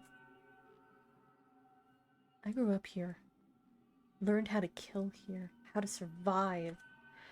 They promised us the world, said we'd be heroes. As a naive child, I might have even believed them, and yet, in reality, we're nothing but pawns. Feels different now, doesn't it? I was so excited to be chosen. Most of us are. They make it feel like passing the initiation is some kind of coveted honor. If not an honor, then what?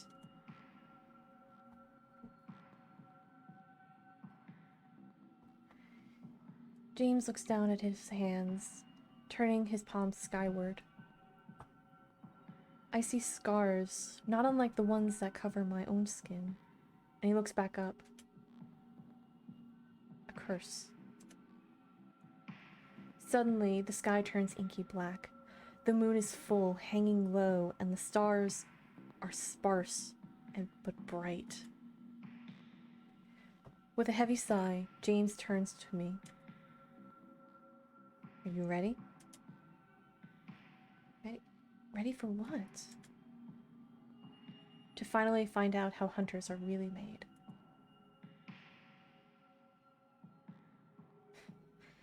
I think back to the comment Finn made the other day, smiling to myself. I heard we grow on trees. James laughs. Oh, if only it were that simple. What do you remember of your initiation? I stare at him blankly, my memories non-existent past waking up in my bed the next day. Feeling stronger, different, better. He tilts his head at me, smiling. As I suspected. They're very good at making you forget what they need you to, aren't they? You would have been taken into the courtyard at night, right here where we stand. Then they would have asked you to take an oath, to pledge yourself to the cause. A witch would have offered you a vial of something, which they'd expect you to ingest. I looked down at my hand, something cool appearing in my palm. A vial, just as James said. The liquid inside is black, viscous, and glowing. I remember, think. They say those that failed the experience a great discomfort, vomiting, convulsions. Though it's still a mystery what makes us different from them. I uncork the vial, bringing the mixture to my nose. It smells bitter, like copper. I close my eyes, my heart pounding. Then the words roll off my tongue as if possessed. I swear that no night will be traversed in fear. That morning will be a promise and not a hope. I swear that I shall lay down my life in the cause of my duty to protect the vulnerable from the creatures of this realm and any beyond it. Till my final breath, I pledge myself to you, body, mind, and soul. Then I remember the way it tasted, the way it made me retch and fall to my knees. I dig my fingers into the dirt until they bleed, my skin cracked and my nails split. It burned my throat. My body fought hard to reject it, but I lost. When I open my eyes, the vial is gone. Not dead, nor not of the living. Bind them and reveal to them the strength of the ascension. We summon you to reach wizened hands to them. Let them be the vessel that will carry us onward. It is written that this power is our right to wield. Give to their body what separates man from the vulnerability of the flesh. Be that which may push the boundaries of our mortal coil. The blood of a vampire, creatures of the night, consumer of life. Impart your keen awareness and resilience, but not be shun of light or endless of life. The blood of Fae, tricksters incarnate, denizens between realms. Impart your cunning and agile grace, but leave your weakness to the elements. The blood of a demon, purveyors of evil, guardians of the realms.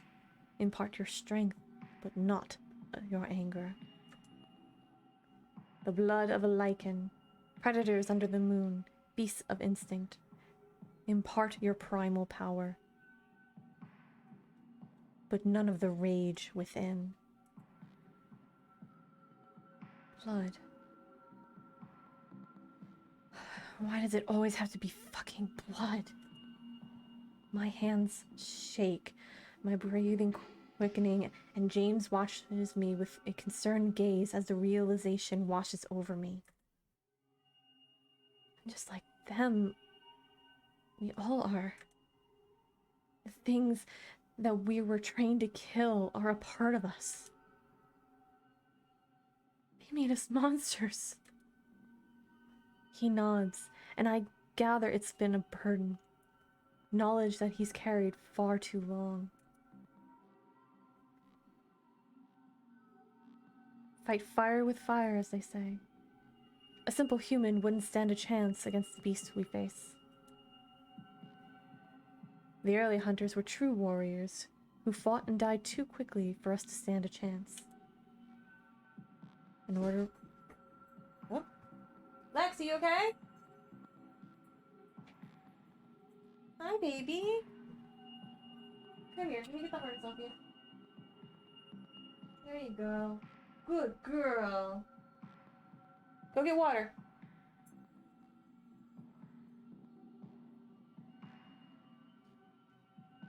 Go on. Here you go. Go get water. Okay, go get water.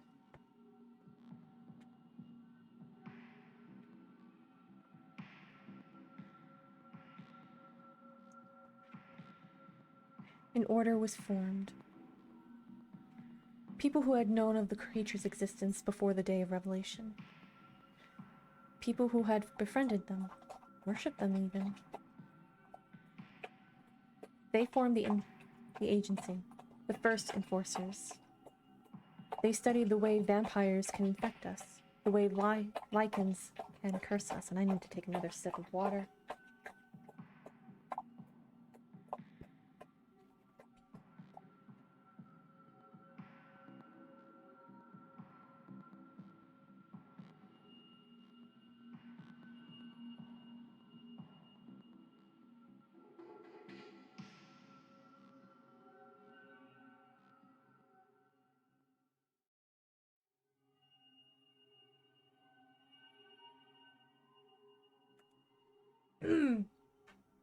Sorry about that.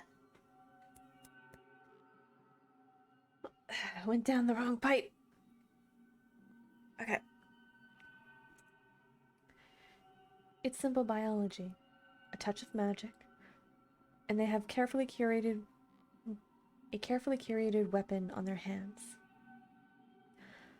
I do not know how long it took them to perfect it, and I dread to think of how many lives were lost. It was truly only a matter of time until someone took it too far. I just never thought it would happen in a place that I called home. I look at him and he waits expectantly, watching me with a furrowed brow. Someone in Lunaris.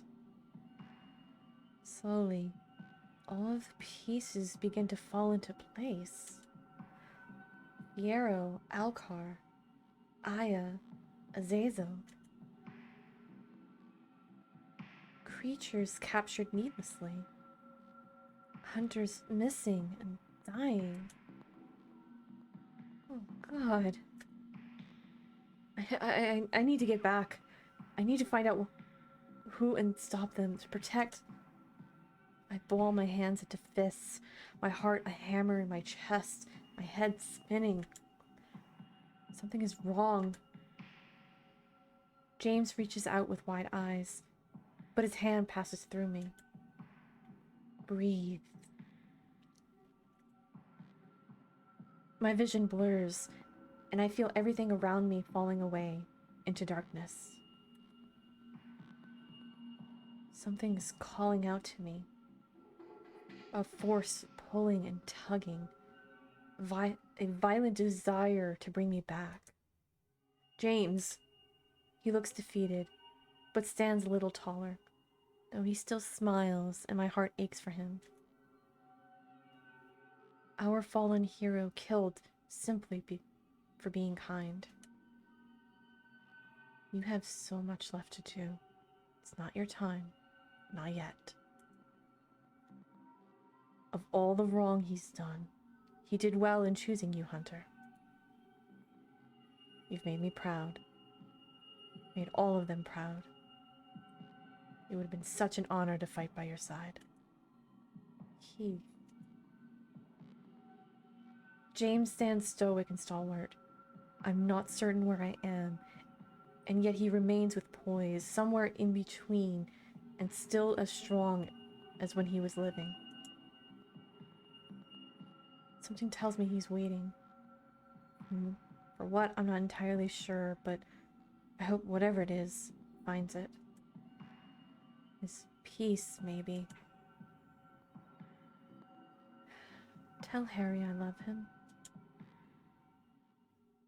Then, with a smile, he slowly fades away. When I wake, I find gold and green staring down at me. Ezra's warm hands are upon me in an instant, pushing me back against the mattress when I try to sit. Don't move. Let me check you over. I do as I'm told, smiling as Finn takes my hand and squeezes lightly. I've never been more grateful to see them. Did you enjoy your nap? I shrug, and Ezra tuts at me, his hands glowing a brilliant green as he passes them over my torso. Fine. As good as new, actually. They share a fond look before casting their gaze upon me once again. Not everyone gets the best healer in Escria as their own personal doctor, you know. A quiet moment passes between us, and then I crumble. I quickly sit up, despite Ezra's protests, wrapping an arm around each of them, just needing to feel them close. Finn holds us both so tightly that I can barely breathe. I can't find it in me to mind. It feels too good to know that we're all here. We've been so worried. I curl my fingers in the fabric of Finn's shirt, nuzzling my face against the warm crook of Ezra's neck. They feel so good. Alive. They reluctantly pull away, but their hands remain upon me. Ezra tenderly cupping my face, Finn's hand settling upon my waist. Almost as if they can't bear to be away from me, not even an inch. I truly couldn't figure out why you wouldn't wake. I had a hell of a time getting him to rest, you know? Finn's mattress is so soft beneath me, his sheets warm. I couldn't possibly feel any safer despite the persistent dread that swirls in the pit of my stomach. I'm sorry I worried you. You know it'll take more than a flesh wound to get rid of me, though. Ezra smiles, his thumb brushing over the apple of my cheek. Our brave hunter, or stubborn, I should say. How long I've been out? 2 days. Ezra did an excellent job of healing you, but we just couldn't get you to wake up. Finn raises an accusatory brow at the witch, but Ezra ignores him. Do you feel okay? As I speak, I raise to press a hand over my ribs, to the place where blood had soaked my palms, where that thing had struck me. I feel no pain, not even an ache, and one thing plagues my mind. Did we really do it? Is it really dead? Finn and Ezra share a smile, both of them shifting a little closer to me. You did it. And you were incredible. I need a drink.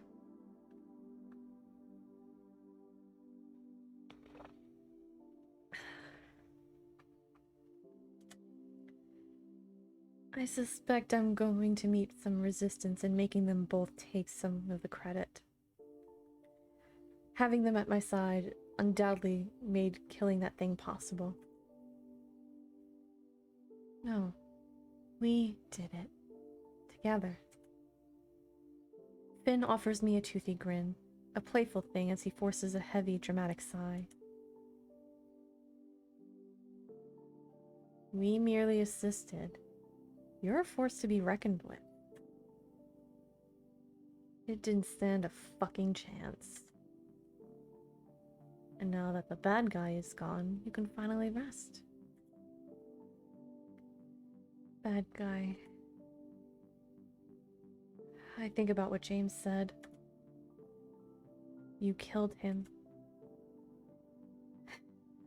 I have a quiet laugh, and I wonder if I truly have swung for the fences this time.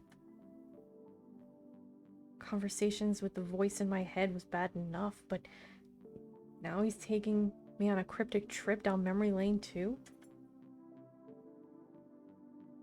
I don't think that the creature was the bad guy. Not even close, just a pawn. Finn narrows his eyes at me, and I wonder if my thoughts are loud enough for him to hear. Ezra takes both of my hands in his own, fixing my gaze. I couldn't help but notice you stirring while you slept. I couldn't pull you from your slumber, no matter what I tried. Something happened, didn't it? I bite my lip, contemplating that. I want to be honest with them, and maybe they can help me make some sense in what I saw. I'm not sure if you'd believe me if I told you. They exchanged a gentle look. How about you try us? We've lived in Lunaris long enough to be immune to most weirdness.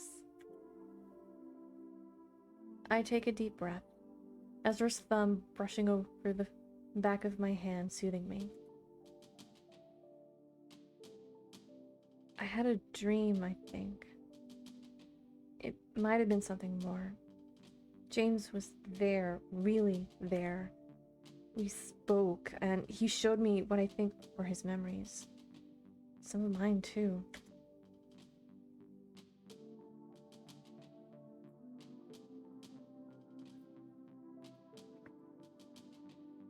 I saw the academy. My academy.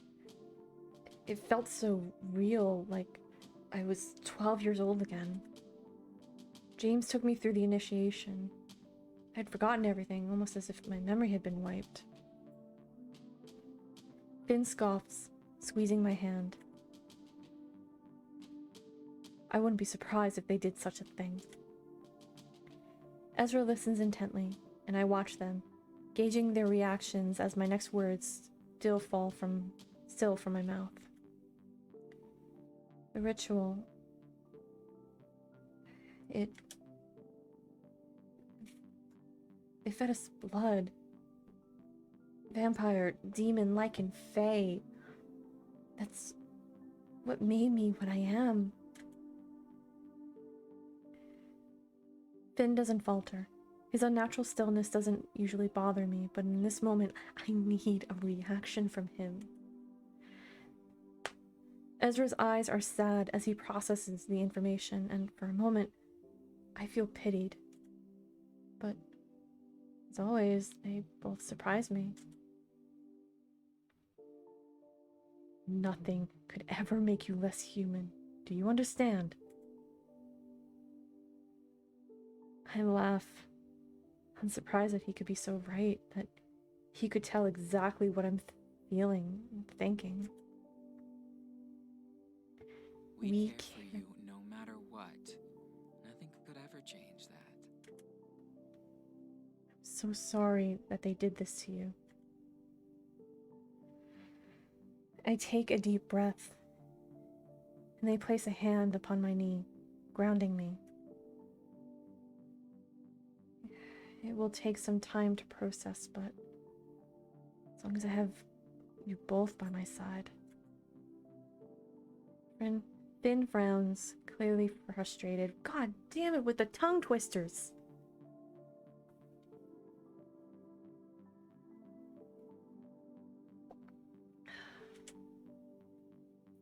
They had no right.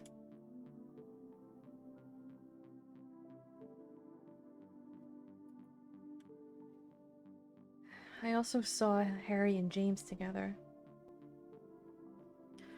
Almost as if James was trying to tell me something by showing me pieces of his memories of them. James wrote Harry a letter the night he died, and they argued prior to that.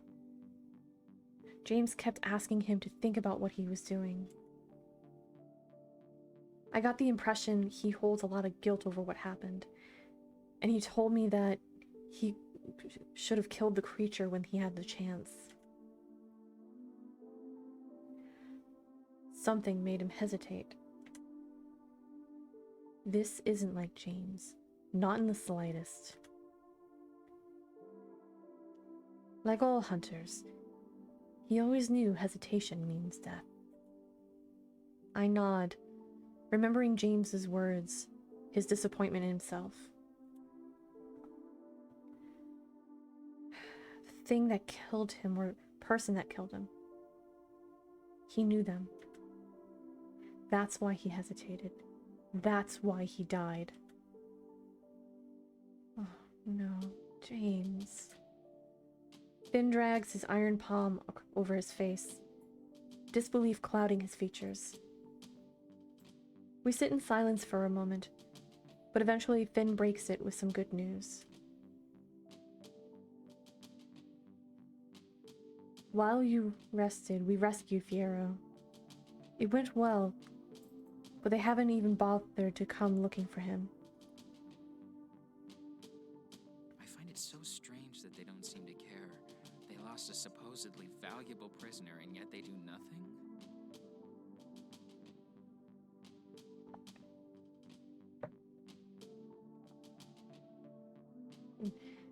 I'm just gonna take another snack because I feel my throat dry.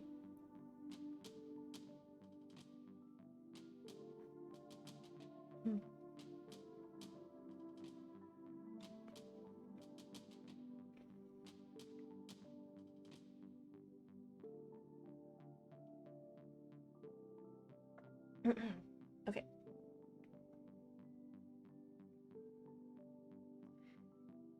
Oh, that feels better.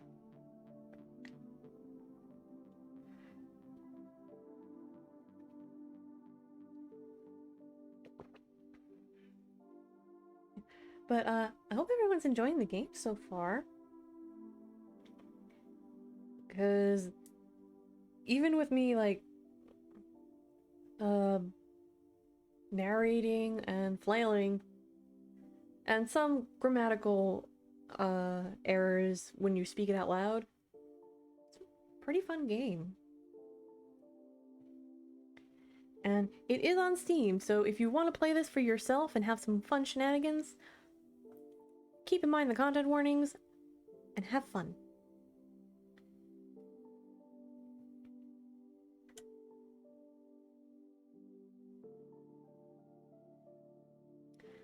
Exactly. They know where he is. They're not complete and utter fools, I think. Well, they could very well be onto us. They could, and after what you've just told me, I can't help but think that's why they held him. To make more of whatever nasty concoction they fed you. To make more hunters. I can't be certain, but everything James said makes me believe that it runs so much deeper than that. Oh, Lexi, don't ring the... No. Lexi, go... Super serious moment. Broken by my dog. Okay.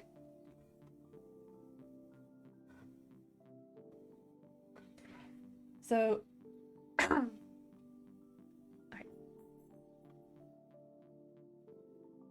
Trying this again, take 2. Clap. Surely they haven't gathered the blood in such a violent manner all this time. Surely they have deals or something. I feel like it runs so much deeper than that. They both smile at me, a little reassurance amongst all of this uncertainty. Then a thought. Finns have been around for centuries, since before the Order was even a concept. Do you remember the first hunters, Finn? He averts his gaze, his eyes suddenly sad, and I get the horrible feeling I said something wrong. It's okay, Finnegan. Ezra bites his lip and pointedly takes Finn's hand, holding both of us, holding between both of his own. I do, yes. I was in Aklia on Revelation Day when it all began. I'm not sure if they were true hunters then, or even when the Order was truly formed, but they were just normal humans. They fought, and most of them died. Maybe that's why they sought to find something to make them...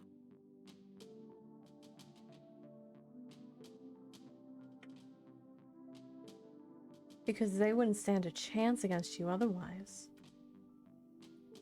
He smiles sadly, shaking his head. No, they wouldn't. But they put up a bloody good fight. That's why Levi and I fled and came here. Ezra flinches at the mention of Finn's sire's name. What about me? Could you tell there was something wrong with me?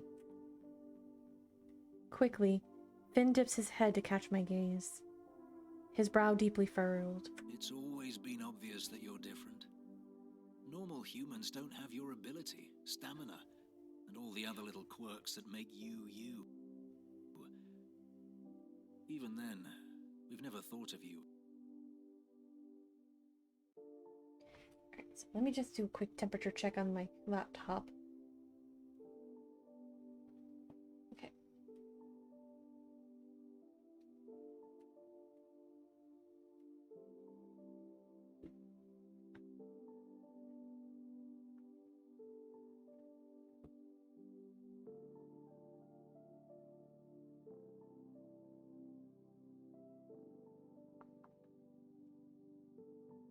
Okay.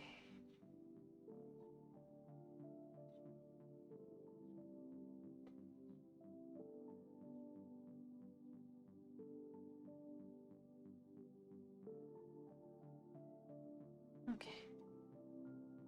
Just wanted to make sure that the laptop was not overheated.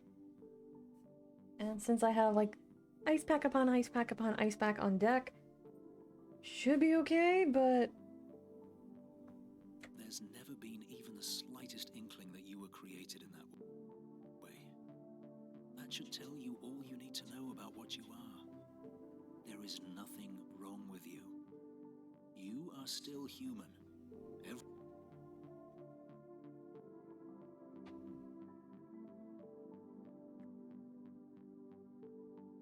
Ezra clears his throat and chimes in, still holding Finn tight.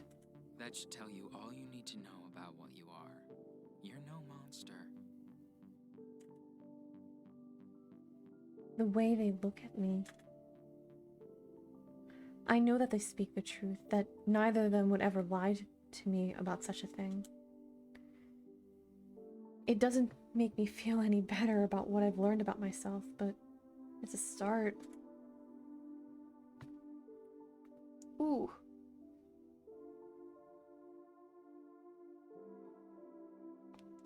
Felt my shoulders start to like tense up. There we go. Then as I look a little closer, I can't help but notice that Finn looks a little different.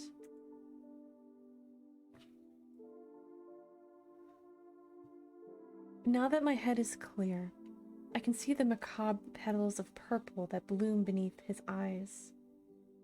Something that vampires certainly shouldn't have unless...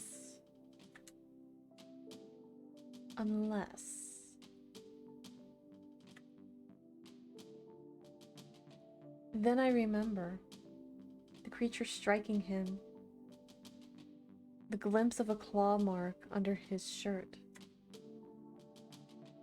I reach out and Finn flinches, his palm pressed firmly over his chest, the other curling around my waist. I'm fine. He's lying. I look at Ezra, and he's also staring at Finn, confused and reaching for his shirt. Reluctantly, he lets Ezra unbutton it, and he peels the dark fabric off his broad shoulders so he can study the obvious wound.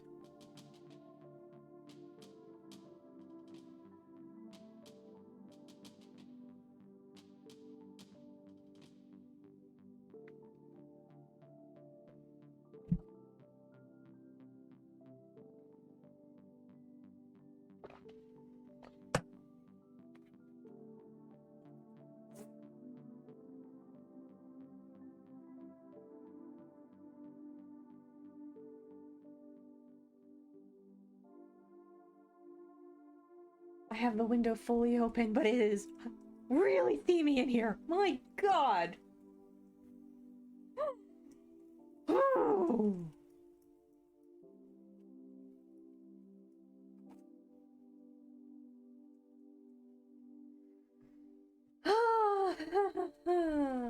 Hello, my name is Shears. I am a bisexual disaster and also a poly disaster. Ooh, boy.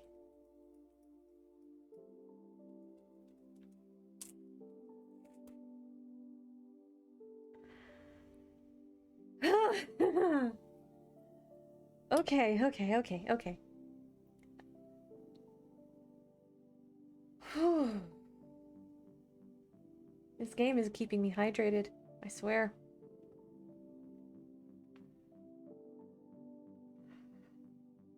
It's shallow, but something has quite clearly stopped it from healing as quickly as it should, if at all. The skin that surrounds it, red and angry, and dark fissures are stark against the pale white. Finnegan. Ezra's fingertips glow a pale, shimmering green, but Finn carefully grabs his wrist, his magic fading upon contact. No, you're still weak. You need rest. I will not have you making yourself sick when someone else might need you far more than me. I was no normal creature. You could get sick. Ezra pries his hand from Finn's grip with a huff, and it's the first time I've seen him look angry. It's already infected. You're a fool not to tell me. Finn isn't oblivious, and I know he's aware of the implications of leaving such a wound unattended.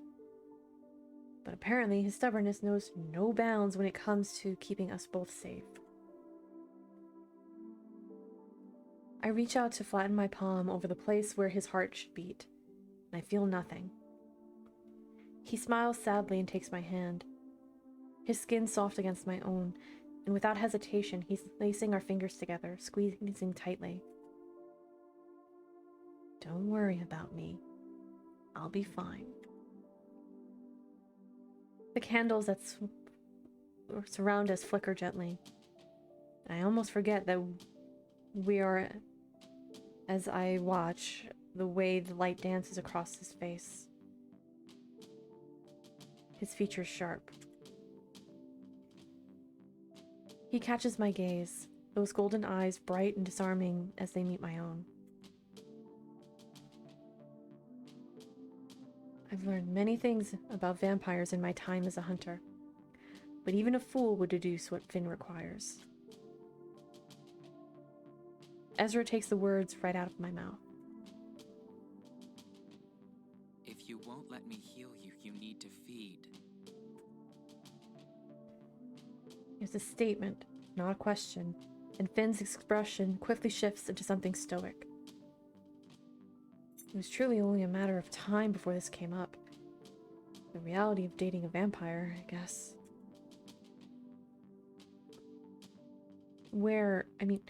Who do you usually feed from?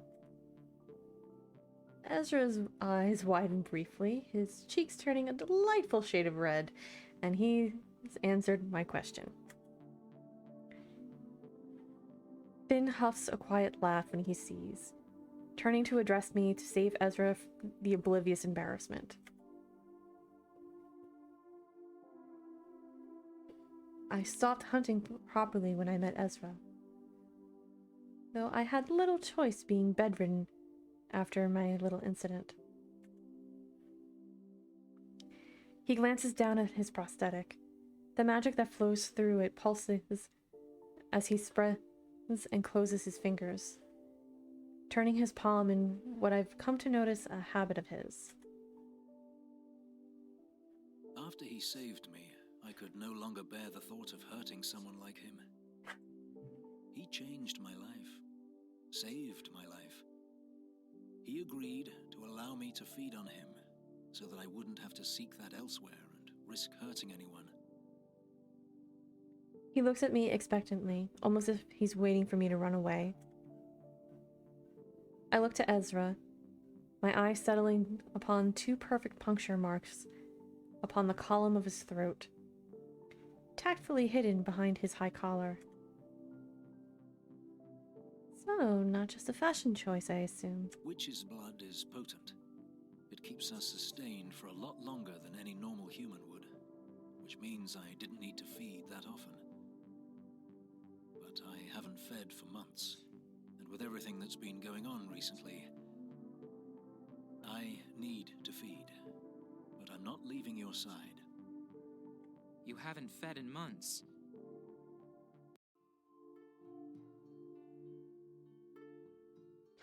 Okay, so I'm going to save here. And save.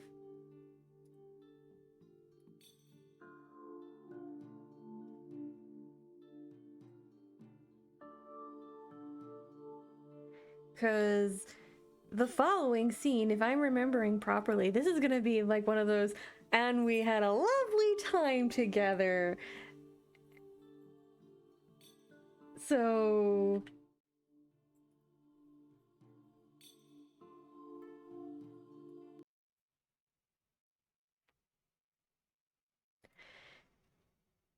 I have turned good shade of pink and red throughout the last 3 hours. So I'm gonna save that for another time.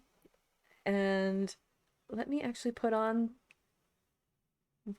because I found, here's a fun little fact.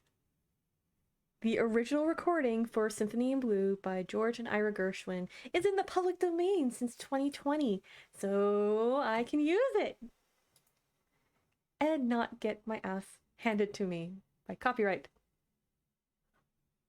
Ha ha! Things I find out about public domain, it's a wonderful thing. So,